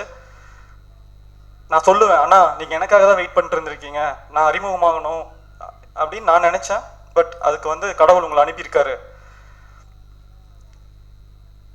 என்னோட அடுத்த படமும் அவர் கூடயே ஒர்க் பண்ணணும்னு ரொம்ப ஆசைப்படுறேன். அந்த அளவுக்கு ஒரு அன்பான, நேர்த்தியான ஒரு இயக்குனர். தமிழ் சினிமாவின் வரலாற்றில் கண்டிப்பாக அவருக்கு ஒரு பெரிய இடம் இருக்கும், உறுதியாக இருக்கும். இந்த படத்தை பார்த்துட்டு நீங்களே சொல்லுவீங்க. ராஜமுருகன் அண்ணாக்கு என்னுடைய நன்றிகள், இந்த டீமுக்கு எல்லாத்துக்குமே என்னுடைய நன்றிகள். ஹீரோயின், மியூசிக் டைரக்டர் எல்லாத்துக்கும் ரொம்ப ஒரு பிரமாதமாக வந்திருக்கு. ஆக்சுவலாக நாங்கள் சமைச்சதுக்கப்புறம் சாமிக்கு படையல் வச்சுட்டு தான் விருந்தினர்களுக்கு பரிமாறுவோம். அப்போ அது பிரசாதமாக மாறிடும். நான் அந்த ரிசல்ட்டை பற்றி கவலையே பட மாட்டோம். கண்டிப்பாக அது வந்து பிரசாதமாக வர்றவங்க வயிறார மனசார சாப்பிட்டுட்டு போவாங்கங்கிற நம்பிக்கை இருக்கும். அதே மாதிரி இது வந்து ஒரு கோவில் மாதிரி ஒரு பாசிட்டிவ் வைப்ரேஷனாக இருக்குது. இங்கே வந்திருக்கிற ஒவ்வொரு மனித கடவுள்களாகிய உங்களுக்கு எங்களுடைய படைப்பை பிரசாதமாக இன்னைக்கு சமர்ப்பிக்கிறோம். கண்டிப்பாக இது மிகப்பெரிய வெற்றியடையும். வாய்ப்புக்கு நன்றி, வணக்கம். Thank you brother. மிக ஆழமான சிந்தனையோடு ஒரு ஃபுல் மீல்ஸ் தேடி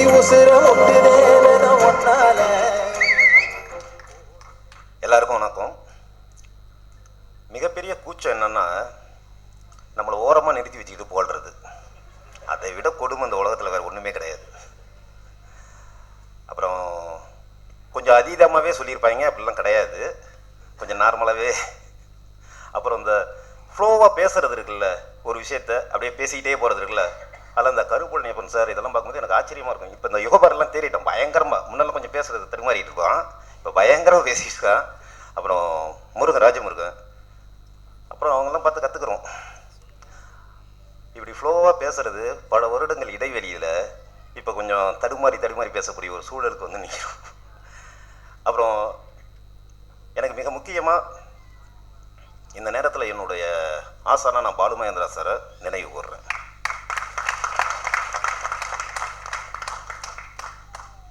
அப்புறம் எப்போதுமே நம்மளை விரல் பிடிச்சி அழைச்சிக்கிட்டே போகிற மாதிரி என்னுடைய ஒரு குருநாதரா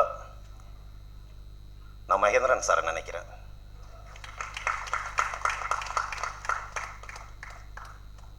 இப்படி நம்மளை வழி நடத்திக்கிட்டே போகிற தமிழ் சினிமாவினுடைய பல கலைஞர்கள், பல படைப்பாளர்கள், அதில் இப்போ நான் மிக முக்கியமாக லெனின் பாரதியை பார்க்குறேன், மாரி செல்வராஜை பார்க்குறேன். எனக்கு மிகப்பெரிய வருத்தம், ஒரு அற்புதமான படத்தை கொடுத்த என் நண்பன் நலன் குமாரசாமி இன்னும் அடுத்த உயரத்தை எட்டு வரும், அதுக்கு நான் கூட இருக்கணும்னு ஆசைப்பட்றேன். அப்புறம் இங்கே எனக்கு மிக நெருக்கமான நண்பர்கள் இருக்காங்க. என்னுடைய சீனிவாசன், அப்புறம் சீனிவாச கவிநயம், என் மோகன், என்னுடைய கோ டைரக்டர் சாப்ளின், அப்புறம் என்னோட ஒர்க் பண்ண ஜீவா, வெகு காலம் என்னோட பயணித்த வெங்கடேஷ், இப்படி எல்லாரையும் இந்த நேரத்தில் நினைவு கூற இதுதான் தருணம், வேற எப்போ டைம் கிடைக்கும். அப்புறம் மிக முக்கியமாக என்னுடைய ஒளிப்பதிவாளர் செல்வகுமார், அப்புறம் என்னுடைய படத்தொகுப்பாளர் ஃப்ளோமின் ராஜ். அவருடைய ஒரு பயணம் மிக இனிமையான ஒரு அற்புதமான பயணம், ஒரு நல்ல கலைஞன். அப்புறம் என்னுடைய கலை இயக்குனர் சதீஷ்குமார் சார், அப்புறம் என்னோட ஆடை வடிவமைப்பாளர் பிரவீன் ராஜா சார். மிக முக்கியமாக இந்த விழாவில் தொடர்ந்து பேசணும்னு நான் நினைக்கக்கூடிய மிக அற்புதமான பாடலையும் பின்னணி இசையும் இந்த படத்தை இன்னொரு தளத்துக்கு அழைச்சிட்டு போன இசையமைப்பாளர் சாண்டோல்டன் சார். சாண்டோல்டன் ஒரு பயணி, ஒரு நாடோடி, என்ன மாதிரியே. அதனால தான் நாங்கள் வந்து ரொம்ப ஜாலி, இந்த மியூசிக் போய் உட்காந்துட்டு கம்போசிங் அப்புறம் கொஞ்சம் இது எதுவுமே கிடையாது, போனோன்னா அப்படியே ஜாலியாக பேசுறது, அப்படியே இது பண்ணிட்டு இருக்கும்போது ஒன்று வரும், நல்லா இருக்குல்ல சார், அவரு சார் இது நல்லா இருக்குல்ல, அப்படி தான் இது ஃபுல்லாக வந்துச்சு. வேறு எந்த சீரியஸ் எல்லாம் ஃபுல்லாக எதுவுமே கிடையாது. ஆனால் அது ரொம்ப அற்புதமாக அழகாக வந்துச்சு. அது ஏன்னா மிக சுதந்திரமாய் நம்மளாக இருந்து பண்ணும்போது அந்த இசை வருதுன்னு நினைக்கிறேன். அதுக்கு சான் மிக மிக மிக முக்கியமான காரணம், எந்த ஈகோவும் இல்லாமல் மிக எளிதா.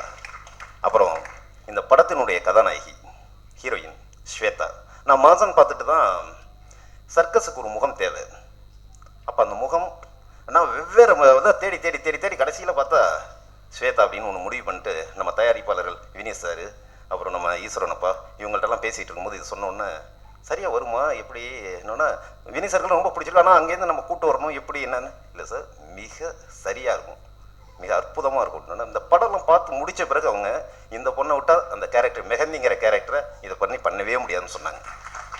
மெஹந்தியா ஸ்வேதா இதில் வாழ்ந்துருக்கு.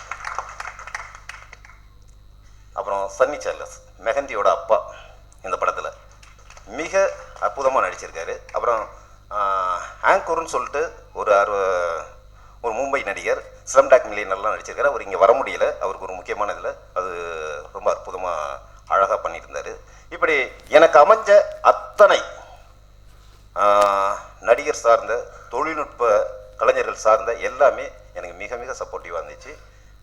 இந்த நேரத்தில் அவங்க எல்லாரும் நினைவு கூர்ற இந்த படம் தொடங்குவதற்கு காரணமாக இருந்த ராஜமுருகன், வினீஸ் வேலாயுதன், ஈஸ்வரன் அப்பா, இது எல்லாத்துக்கும் மிக முக்கியமாக முதல் புள்ளியாக இருந்த ரமேஷ் பாபு சார், இவர்கள் எல்லோருக்கும் இந்த நேரத்தில் நினைவு கூர்ந்து என்னுடைய நன்றியை தெரிவித்துக் கொள்கிறேன். நன்றி, வணக்கம்.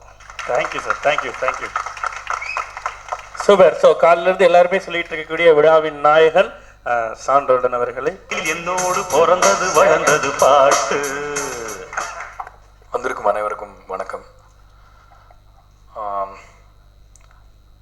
ஆக்சுவலாக கொஞ்சம் சின்னதாகவே முடிச்சுக்கிறேன். எல்லாரை பற்றியும் பேச ரொம்ப நிறையா இருக்குது. ஸோ முடிஞ்ச வரைக்கும் சுருக்கமாக பேசி முடிச்சிடுறேன். சரவணன் சார் பற்றி நான் முதல்ல சொல்லணும். பர்சனலாக எங்களுக்குள்ள நிறைய ட்ராவல் அந்த மாதிரி நிறைய விஷயங்கள் இருந்தாலும் ஒரு படைப்பாளியாக I think he's one of the best I work with for sure. ஏன்னா ஒரு படைப்பாளியோட ஒரு நம்பிக்கை எதில் தெரியும்னா படத்தோட டைட்டில்லே தெரியும். நான் இந்த படத்துக்கு என்ன சார் டைட்டில், ஒர்க்கிங் டைட்டில் தான் இருக்கா அப்படின்னா மெஹந்தி சர்க்கஸ் ஒர்க்கிங் டைட்டிலான்னு கேட்டேன். இல்லை இதுதான் படத்தோட டைட்டில். என்ன சார் ஹிந்தி படம் டைட்டில் மாதிரி இருக்கு, எங்களோட வேலை பண்ணுற 2-3 பசங்க கூட சொன்னாங்க ஹிந்தி படமா அப்படின்னு கேட்டாங்க. ஸோ ஒரு படத்தை அடையாளப்படுத்துவதற்கு அந்த படத்துடைய அடையாளமே போதும், அந்த கதை களமே போதும் அப்படின்னு நினைக்கிறது தான் அந்த படைப்பாளியோட நம்பிக்கையின் முக்கியமான ஒரு அடையாளம் அப்படின்னு நான் நினைக்கிறேன். ஸோ அதுலேயே அவருடைய டேலண்ட் உங்களுக்கு தெரியும். அதே மாதிரி அவர் சொல்லியிருப்பார், கம்போஸ் பண்ணும்போதெல்லாம் வந்து யூஸ்வலாக டைரக்டர் வரும்போது டைரக்டர் இன்னும் ½ hourல வந்துடுவார் அப்படின்னா மியூசிக் டைரக்டர் மூஞ்சிகள்லாம் எப்படி இருக்கும் அப்படிங்கிறது எங்கள் கம்யூனிட்டியில் ரொம்ப ஈஸியாக புரியும் நிறைய பேருக்கு. ஆனால் அவர் வரப்போறாருன்னா எனக்கு ரொம்ப சந்தோஷமாயிடும். என்னோட ஒர்க் பண்ணுற ரவிஜி ஷித் அவங்க எல்லாருக்குமே தெரியும். ஸோ சரவணன் சார் வந்தார்னா டைரக்டர் வந்துட்டாருன்னா மற்றவங்களாம் வெளில போயிடுவாங்களா, அந்த மாதிரியே இருக்காது. எல்லாருமே ரொம்ப கான்ட்ரிபியூட் பண்ணுவாங்க, ரொம்ப ஃப்ரீயாக ஒர்க் பண்ணுவாங்க. அண்ட் சரவணன் சாரோட கூட ஜீவான் ஒருத்தர் இருப்பார். அவரும் நிறைய பயங்கரமான ஐடியாஸ்லாம் கொடுத்து பிரெயின் ஸ்டார்ம் பண்ணார். ஸோ இந்த படம் வந்து ஒரு படம் பண்ணுறோம், பயங்கரமாக பண்ணுறோம் அப்படின்லாம் எந்த மாதிரியான ஒரு போலித்தனமான ஒரு கனவுகளோ அஷூரன்ஸஸோ அந்த மாதிரி எதுவுமே நாங்கள் எங்களுக்கு கொடுத்துக்கல. என்னென்னா தரமான ஒரு படம், நல்ல ஒரு படம், என்டர்டெய்னிங்கான ஒரு படம், நல்ல கதை இருக்கிற படத்தை ஜனங்களுக்கு கொடுக்கணும் அப்படிங்கிறதான் உண்மை. ஸோ அந்த உண்மையில் இன்வெஸ்ட் பண்ணி தான் இந்த படத்துக்காக பண்ண எல்லாமே பண்ணியிருக்கோம். முக்கியமாக நான் சொல்ல நினைக்கிற விஷயம் என்னென்னா, என்னோடய இசைக்கலைஞர்கள் இந்த படத்துக்காக அதாவது அவங்களோட கோட்டெல்லாம் முடிஞ்சிருச்சு, அதை தாண்டி பயங்கரமாக எஃபர்ட் போட்டு ஒர்க் பண்ணாங்க. ஏன்னா everybody love this film like anything. இந்த படத்தில் வந்து என்னோட இசையில் சில புது சிங்கர்ஸை நான் ஒரு புது வரவுகள் சிலது இருக்குது, அவங்கள பற்றி சொல்லணும். இப்போ நீங்கள் பார்த்த கோடி அருவி அப்படிங்கிற பாட்டு வந்து நித்யஸ்ரீ அப்படிங்கிறவங்க புதுசாக பாடியிருக்காங்க. பிரதீப் குமார் உங்களுக்கு ஏற்கனவே தெரியும், ரொம்ப பரிச்சயமானவர் தான். அதே மாதிரி வெயில் மழைங்கிற அந்த 2வது பாட்டு வந்து விக்னேஷ் ஈஸ்வர் அப்படிங்கிறவர் பாடியிருக்காரு. ஸோ கண்டிப்பாக அவரோட குரல் வந்து இந்த மெலடி ஸ்பேஸில் புது அதிர்வுகளை கண்டிப்பாக க்ரியேட் பண்ணணும்னு நான் நம்புகிறேன். கடைசியாக நான் சொல்லிக்கிற விஷயம் என்னென்னா, நிறைய பேருக்கு நன்றிகள் சொல்லணும். பாக்யராஜ் சார் வந்திருக்காரு, நான் அவரோட பெரிய ஃபேனு. ஸோ அதை நான் இங்கே சொல்லிக்க விரும்புகிறேன். நான் 3 நாள் முன்னாடி இன்று போய் நாளைவா படம் பார்த்துட்டு இருப்பேன். எப்போல்லாம் எனக்கு கொஞ்சம் ஸ்ட்ரெஸ்ஃபுல்லாக இருக்கும், நான் கண்டிப்பாக நைட்டில் அந்த டைம் ஒரு டைமில் அந்த படத்தை பார்ப்பேன். கண்டிப்பாக 200 வாட்டி பார்த்துருக்கேன். இன்னி வரைக்கும் அந்த படம் புதுசாகவே இருக்குது. ஆனால் அது அவ்வளோ ஒரிஜினலான ஒரு படைப்பு. தேவையில்லாத ஒரு விளம்பரங்களோ அந்த கதையை மீறி அந்த இல்லாத விஷயங்களை திணிக்கிற ஒரு இதுவோ அந்த படத்தில் இல்லவே இல்லை. இன்னி வரைக்கும் புதுசாக க்ரீனாக இருக்குது அந்த படம். ஸோ அந்த மாதிரி ஒரு படத்துக்கான ஒரு கதையை சுற்றியே நம்ம என்டர்டெயின்மெண்ட்கான கோஷன்ட்டை பில்ட் பண்ணுற ஒரு ட்ரெண்ட் திரும்ப இப்போ வந்துக்கிட்டு இருக்கு. அதுக்கு ஆதாரமாக இப்போ ரீசெண்டாக வெற்றி பெற்ற நிறைய படங்கள் நம்மளுக்கு ப்ரூவ் பண்ணிகிட்டு இருக்கு. ஸோ அந்த ஸ்பேஸில் இந்த படமும் கண்டிப்பாக இருக்கும். ஜனங்களுக்கு கண்டிப்பாக நல்ல படத்தை ஒரு நம்ம கொடுத்துருக்கோம் அப்படிங்கிற சாட்டிஸ்ஃபேக்ஷன் கண்டிப்பாக எல்லாருக்குமே இருக்குது டீமில். அவர் கேமராமேன் செல்வா வந்து நான் பெரிய ஃபேன், அவர்கிட்ட சொல்லிட்டேன். பட் விஷுவல் பார்த்தா அவங்களுக்கே தெரிஞ்சிருக்கும். ஃப்ரேமாக தெரிஞ்சால் வந்து அது சினிமாட்டோகிராஃபர் பண்ணியிருக்காருன்னு சொல்கிறான். பட் ஒரு விஷுவல் வந்து போய்ட்ரி மாதிரி இருந்தால் ஒரு கவிஞன் தான் பண்ணியிருக்கான்னு சொல்லணும். ஸோ அதான் ஒரு சினிமாட்டோகிராஃபருக்கும் ஆர்டிஸ்ட்டுக்கும் டிஃப்ரென்ஸ் அப்படின்னு நான் நினைக்கிறேன். அதேமாதிரி ஃபிலோ வந்து இந்த படத்துக்கு ஆக்சுவலாக அவர் தான் பல்ஸே இந்த படத்துக்கு. So edit has played a very very important role in this film. கடைசியாக நான் என்ன சொல்லிக்க விரும்புகிறேன்னா, இப்போ வந்து வியாபாரங்கிறது முக்கியமாக இருக்குது. நல்ல படைப்புக்கு வியாபாரம் இருக்கா அப்படிங்கிற ஒரு கேள்வியும் வந்துக்கிட்டே இருக்குது. என்னென்னா ரெண்டுத்துக்குமே ஒரு பேலன்ஸ் கிரியேட் பண்ணி ஒரு நல்ல வியாபாரம், ஆரோக்கியமான ஒரு கலையும் அதில் ஒரு முக்கிய பங்கு அளிக்க வேண்டும் வியாபாரத்தில். அதை சுற்றி தான் நம்ம வியாபாரத்தை உருவாக்க வேண்டும். ஒரு ஆரோக்கியமான சூழல் நல்ல சினிமாவுக்கு உருவாக வேண்டும் என்று கேட்டுக்கொண்டு நன்றி கூறி விடைபெறுகிறேன். நன்றி, வணக்கம். நன்றி நன்றி ஷான் ப்ரோ. ஸோ எல்லா டெக்னீஷியன்ஸையும் பேச வைக்கணும்னு ஆசை தான், பட் நேரமின்மை காரணமாக. நன்றிங்க. மெகந்தி சர்க்கஸ் திரைப்பட விழாவுக்கு வந்திருக்கோம். ஒட்டுமொத்தமான எல்லாத்துக்கும் நேரங்கிறது ஒட்டுமொத்தம்னு சொல்லிட்டேன், அதில் நீங்களும் இருக்கிறீங்க. என்னுடைய பணிவான வணக்கம் தெரிவிச்சுக்கிறேன். படத்தினுடைய இயக்குனர் சரவணன் சார் அவர்களுக்கு அட்வான்ஸ் வாழ்த்துக்கள். ஏன்னா சரவணன் அவர்களை பற்றி எனக்கு எதுவுமே தெரியாமல் தான் இங்கே வந்தேன். ஆனால் இங்கே வந்ததுக்கப்புறம் வந்து லேட்டாக வந்தாலும் கொஞ்சம் லேட்டஸ்ட்டாக இடம் பிடிச்சிக்கிட்டாரு நம்ம கரு பழனிப்பன் அவர்கள். அவர் கச்சேரி கலா கலைச்சம் செய்கிற அளவுக்கு அவருக்கு டைம் இருந்தது. இப்போ எனக்கெல்லாம் எப்போ லைட் ஆஃப் ஆகிருமோ, எப்போ மைக் க்ளோஸ் பண்ணிடுவாங்களோ அப்படின்னு சொல்லி ஒரு பயம். சரி, நான் பரவாயில்ல, நான் கலாக்காரன். எனக்கு பின்னால் பலாக்கா சிவகுமார் சார் உட்காந்துருக்காரு, அவருக்கு பாவம் எப்படி இருக்குமோ தெரியல. கரு பழனிப்பன் விலாவாரியாக கம்ப்ளீட்டாக ஒரு அவருடைய ஹிஸ்ட்ரி சொல்கிற மாதிரி எப்படி ஸ்டார்டிங்னு பிரமாமல் அழகாக ரசிகர்களும் சொன்னார். அதில் நல்லா புரிஞ்சிருச்சு. அது ரொம்ப மகிழ்ச்சியாக இருந்தது. அதை விட எனக்கு ரொம்ப மகிழ்ச்சியான சமாச்சாரம் சரவணன் அவர்களை பற்றி. சாதனையாளர்கள் எல்லாருமே இப்போ மேற்கு தொடர்ச்சி மலை, பரியேறும் பெருமாள், இந்த மாதிரி யங்ஸ்டர்ஸ் புதிய அந்த சாதனையாளர்கள் எல்லாருமே அவர் கூட பழகியிருக்காங்க. அதுதான் எனக்கு ரொம்ப மகிழ்ச்சியாக இருந்தது. ஸோ அதே போதும். நமக்கு யார் யார் கூடலாம் இருந்திருக்காரு, யார் யாரெல்லாம் அவருக்கு தெரியும், யார் யாரோடலாம் பங்கேற்றிருக்காரு அப்படின்னு சொல்லும்போது அவர் எவ்வளோ சிறப்பாக இந்த படத்தை பண்ணியிருப்பாருன்னு. ஸோ ட்ரெய்லர் பார்க்கும்போது அந்த விஷுவல் எல்லாமே அதெல்லாம் பார்க்கும்போதே ஒரு கண்டிப்பாக நம்பிக்கை வந்துடுச்சு. அவரும் பெரிய லெவலில் அதாவது அண்ணன் அப்படிங்கிற அளவுக்கு இன்னும் முன்னேறணுங்க. தம்பி ப்ரூவ் பண்ணிட்டார், 2 படத்தில் அவார்டெல்லாம் வாங்கிட்டார். ஸோ அண்ணனாக வந்து அதை விட நிறைய அவார்டுகள் வாங்கணும்னு அவருக்கு என்னுடைய வாழ்த்துக்களை வந்து தெரிவிச்சுக்கிறேன். அதே மாதிரி ஹீரோயின் புதுசு. ஹீரோ புதுசுங்கிறது நல்லாவே தெரிஞ்சுக்கிட்டேன் நான். ஏன்னா வந்து இன்விடேஷன் போகும்போது சார் 8:30 மணிக்கெல்லாம் கரெக்டாக வந்துடுங்க அப்படின்னு.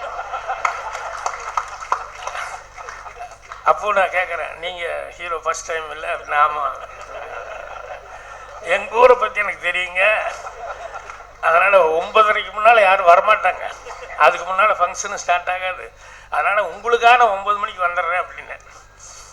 அப்புறம் நான் வந்துட்டா எப்படி இருந்தாலும் நம்ம சிவகுமார் சார் எனக்கு முன்னால் வந்திருப்பாரு அப்படின்னு சொல்லிட்டு வந்து பார்த்தா அவரை காணோம். என்னென்னா ஞானவேல் சார் அந்த இங்கே தான் அப்படிங்கிற மாதிரியே கை காமிச்சிட்டு இருக்காரு. அப்புறம் கேட்டால் அவர் வந்து எனக்கு 9:30க்கு தான் சொன்னாங்க, சாரி அப்படின்னாங்க. என்ன மட்டும் என்னென்னு தெரியல, ஹீரோ ஒருவேளை நான் லேட் பண்ணுவேங்கிறதுக்காக இப்படி சொல்லிட்டாரா என்னன்னு தெரியல. இருந்தாலும் ஊருக்காரர் எப்படி நலபாகம் அதெல்லாம் வந்து இத்தனை வருஷமாக இப்படி சர்வீஸ் இருக்கோ அதே மாதிரி வந்து அவரும் நடிக்கிறதுக்கு ஒரு கரெக்டான ஒரு களம் கிடச்சிருக்கு. ஸோ எல்லா டெக்னீஷியன்ஸுமே மியூசிக் டைரக்டர்லேருந்து ஃபோட்டோகிராஃபி அது எல்லாமே நல்லா இருக்குது. எல்லாத்துக்குமே என்னுடைய அட்வான்ஸ் வாழ்த்துக்கள். எனக்கு ரொம்ப நம்பிக்கை இருக்குது இந்த படத்தில் மறுபடியும் விழா எடுப்பாங்க, அதில் வந்து நம்ம கண்டிப்பாக பேச போகிறோம் அப்படின்ட்டு. ஸோ அதனால் இப்படி ஒரு வாய்ப்புகளை உண்டாக்கி கொடுக்குறது அப்படின்னு சொல்லும்போது அது தயாரிப்பாளர் ஞானவேல் ராஜா, அதை விட அவர் பெரியவர் வந்து ஈஸ்வரையா அப்படின்னு சொல்லி அவரை பற்றி எல்லாருமே சொன்னாங்க. அது எனக்கு ரொம்ப சந்தோஷமாக இருந்தது. அவங்களுக்கும் என்னுடைய மனமார்ந்த வாழ்த்துக்கள் தெரிவிச்சுக்கிறேன். இதில் எனக்கு ராஜமுருகன் அவரை பற்றி 2 வார்த்தை நான் பேசணும்.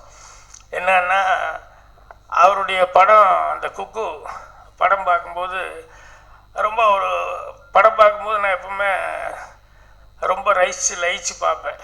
அதில் அந்த படம் பார்க்கும்போது என்ன எரியாமே ரொம்ப ரசித்து பார்த்தேன். அதில் என்ன டைலாக்ஸுக்கு எல்லாம் வந்து ரொம்ப நல்லா இருந்தது.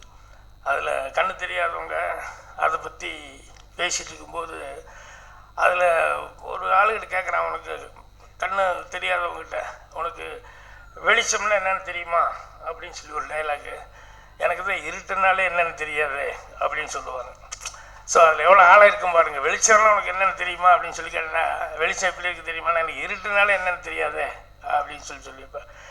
அதே மாதிரி அந்த கண்ணை வச்சுக்கிட்டு இன்னொரு இடத்துல டைலாக்ஸும் ரொம்ப நல்லா இருக்கும். என்னென்னா ஒரு பொண்ணு வந்து சொல்லுவாள், கொஞ்சம் பேத்தட்டிக்கான ஒரு இடத்துல டைலாகு, கண் இருக்கவங்க எத்தனையோ பேர்த்த நம்ம பார்த்துட்டு இருக்கிறோம், மனசு இருக்கவங்க எத்தனை பேர் இருக்கிறாங்க, எத்தனை பேர்த்த பார்த்துருக்கோம் அப்படின்னு சொல்லுவோம்.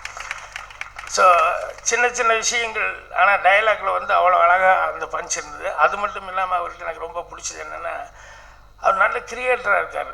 என்னென்னா வழக்கமான கேரக்டர்களை பிடிக்காம அந்த எடுத்துன்னே முதல் படம் செய்யும்போது எக்ஸ்பெரிமெண்ட்டாக அந்த பார்வையற்றோர் அப்படின்னா எனக்கு தெரியும் அது வந்து எத்தனை பேர்த்து போய் எத்தனை இடத்துல போய் உட்கார்ந்து எவ்வளோ அப்சர்வ் பண்ணால் அந்த மாதிரி ஒரு கதை களத்தை எடுத்துகிட்டு அதை பண்ண முடியும் அப்படின்னு சொல்லிட்டு, அதே மாதிரி ஆர்டிஸ்ட்டுகளை வந்து அதில் ஆக்ட் பண்ண வைக்கும்போது அதை எவ்வளோ சிரமப்பட்டு அவங்களுக்கு ட்ரைனிங் கொடுத்து இல்லை மற்றவங்கக்கிட்ட போய் உட்கார வச்சு அவங்கள அப்சர்வ் பண்ண சொல்லி எந்த அளவுக்கெல்லாம் சிரமப்பட்டது அது நல்லா இருந்திருக்கும் அப்படின்னு சொல்லிட்டு, அது படம் பார்க்கும்போது எனக்கு ரொம்ப மனசுக்கு எனக்கு ஒரு ரொம்ப கனமாக இருந்த ஒரு விஷயம் என்ன அப்படின்னா, உண்மையிலேயே கண் பார்வை இல்லாதவங்க சில பேரில் நடிக்க வச்சுருந்தார்.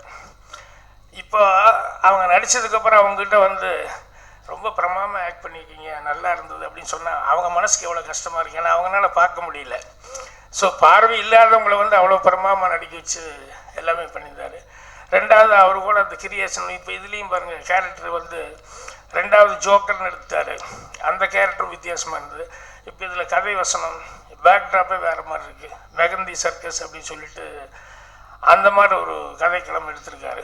அதில் ரெண்டாவது இன்னொன்று அவருக்கு மியூசிக்ங்கிறது ரொம்ப ஒரு இன்வால்மெண்ட்டு. குக்கூவில் நம்ம இளையராஜா சார் இருக்கார், அதுதான் மெயினான ஒரு கேரக்டர் மாதிரியே வச்சுக்கிட்டாரு. அவனை வந்து சிங்கராக வச்சுக்கிட்டு அது பாடுற மாதிரி அப்பப்போ கச்சேரியில் பாடுற மாதிரி அந்த அட்டகத்தி தினேஷ் அந்த கேரக்டரை அந்த மாதிரி கிரியேட் பண்ணி தேவையான இடங்களெல்லாம் அந்த சாங்ஸு ரொம்ப அழகாக கொண்டு வந்தார். எல்லா இடங்கள்லையும் அந்த இளையராஜா சாங்.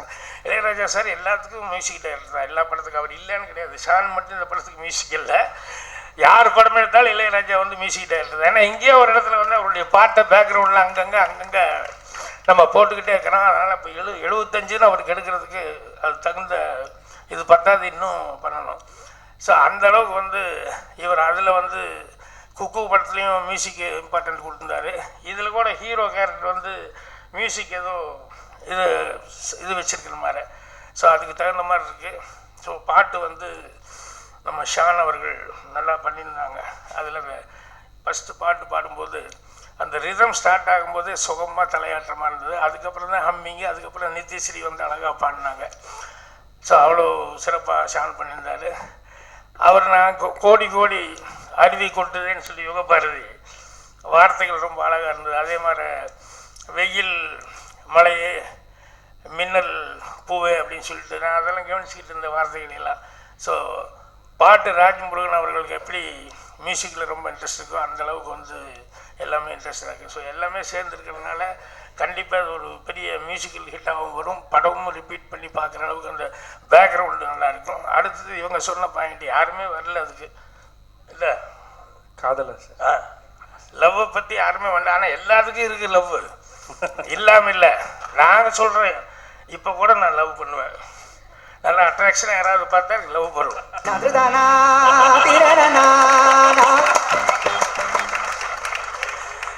இல்லை யார் எத்தனை பேர் சொல்கிறாங்களோ இல்லையோ என் மனசுக்குள்ள நான் சொல்லிடுறேன். அப்படி இருந்தால் தான் ரசிக்க முடியும். பாரு இப்போ மியூசிக் டைரக்டர் இந்து போய் நாளவே பற்றி சொன்னான்னு சொன்னோம்னா இன்னும் நான் அதே மாதிரி தான் இருந்துகிட்ருக்கிறேன். ஸோ லவ் அப்படிங்கிறது வந்து அது கடைசி வரைக்கும் இருக்கக்கூடிய ஒரு சமாச்சாரம். நான் வந்து டிஸ்கஷனில் வந்து ஒரு அந்தையல் நாட்கள் பேசும்போதோ மௌனகீதங்கள் இந்த மாதிரி கதையெல்லாம் எடுத்துகிட்டு பேசும்போது அந்த சீனில் அடுத்த சீன் வந்து கொஞ்சம் அதாவது திங்க் பண்ணுங்க. ஏன்னா அப்படின்ட்டு எல்லாம் மேலே பார்க்குமா. யாருனாலும் டிஸ்கஷனில் டக்குன்னு உடனே சீன் சொல்ல முடியாது. இந்த இன்டர்வியூனாலே அவுட்லைன் சொல்லிவிட்டு இந்த ஹீரோன்னு சார் நான் ஒன்று சொல்கிறேன் சார்ன்ட்டு ஒவ்வொருத்தரும் உளுந்து வந்து உள்ள போகலாம். என்னென்னா அந்த இன்டர்வியூனாலேவா எல்லாரும் அனுபவிச்சுட்டு இருக்கிறது இன்றைக்கி வரைக்கும் எல்லோரும் கிராஸ் பண்ணி வந்தது. அந்த மாதிரி அதுக்கு என்றைக்குமே ஒரு அட்ராக்ஷன் உண்டு. அதை இது நான் விளையாட்டுக்காக சொல்ல. ஊரில் இருக்கும்போது கூட இந்த ஒரே வீதியில் லவ் பண்ணுறதுன்னு சொல்லுவாங்கள்ல, லவ்னு சொல்ல மாட்டேன். சினிமா மேலே இந்த லவ் வந்து எனக்கு பொண்ணுக்கிட்ட இருந்ததில்ல, இன்ஃபேக்ஷேஷன் தான் அதிகமாக இருந்தது. என்னென்னா ஒரே வீதியில் இருப்போம். ஒரு பொண்ணை பார்க்க நான் போயிட்டு இருந்தேன். அந்த வாசலிக்கு வரும், இல்லைன்னா ஏதாவது கோலம் போட வரும், அந்த நேரத்தில் பார்க்கலாமே அப்படின்ட்டு. கரெக்டாக நம்ம வருவோம். நான் வர நேரத்துக்கே வருவாங்கன்னு சொல்ல முடியாது இல்லையா. ஸோ கொஞ்சம் முன்ன பின்ன ஆயிரும். ஸோ கொஞ்சம் வெயிட் பண்ணி அந்த ஒரு பொட்டிக்கடை இருந்தது, அதில் கொஞ்சம் வெயிட் பண்ணி அடுத்தது இன்னொரு 5 நிமிஷம் கழிச்சு இப்படி போகலான்ட்டு இருந்தேன். அது இப்படி பார்த்து அந்த பொட்டிக்கடையில் வந்து எதாவது வாங்கணுமே அசோகா வாங்கணும். இப்படி பார்த்தா அங்கே ஒரு பொண்ணு, பரவாயில்ல இது நல்லா தான் இருக்குது அப்படின்னு. அப்புறம் இதுக்கு ஒரு லெட்டர் கொடுக்கும்போது இதையும் ஒன்று கொடுத்து பார்ப்போமே அப்படிங்கிற மாதிரி. அங்கே என்னென்னா அந்த பொண்ணுக்கிட்ட ரொம்ப காமெடி என்னென்னா, நான் ஒரு 2 தடவை வந்தேன். 2 தடவையும் அந்த பொண்ணு வந்து அந்த குளிச்சு தலையெல்லாம் இது பண்ணிட்டு வந்து ஒரு அட்ராக்ஷன் இருக்கும். அப்புறம் என்ன அசோகா அப்படின்னு எடுத்து வச்சிருச்சு. மறுபடியும் இப்போ அங்கே வந்து அதை பார்க்குறதில்ல, அதோட இதையும் கொஞ்சம் நேரம் வெயிட் பண்ணி பார்க்குற மாதிரி வெயிட் பண்ணுவேன். மறுபடியும் அசோகா அப்படின்னு.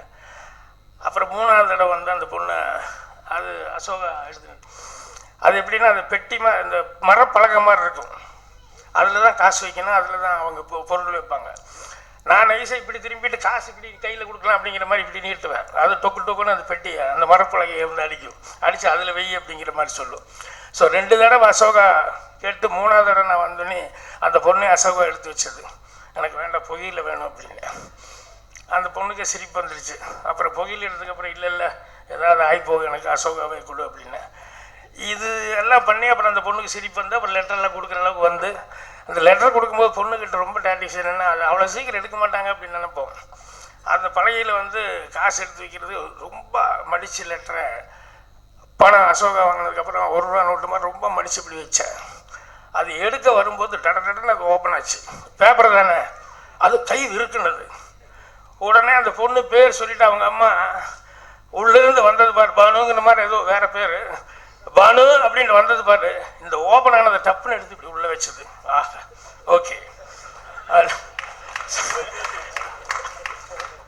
ஸோ அந்த லவ்னு எடுத்துட்டோம்னா இந்த லவ் இந்த லேடிஸ் அப்படின்னு சொன்னோம்னா அந்த அட்ராக்ஷன் கடைசி வரைக்கும் இருந்துகிட்டு இருக்கும். எங்கள் ஊரில் இதே மாதிரி சர்க்கஸ் மாதிரி தான் அப்பப்போ வந்து இதெல்லாம் நடத்துவாங்க, அதில் ரிகா டான்ஸ் போடுவாங்க.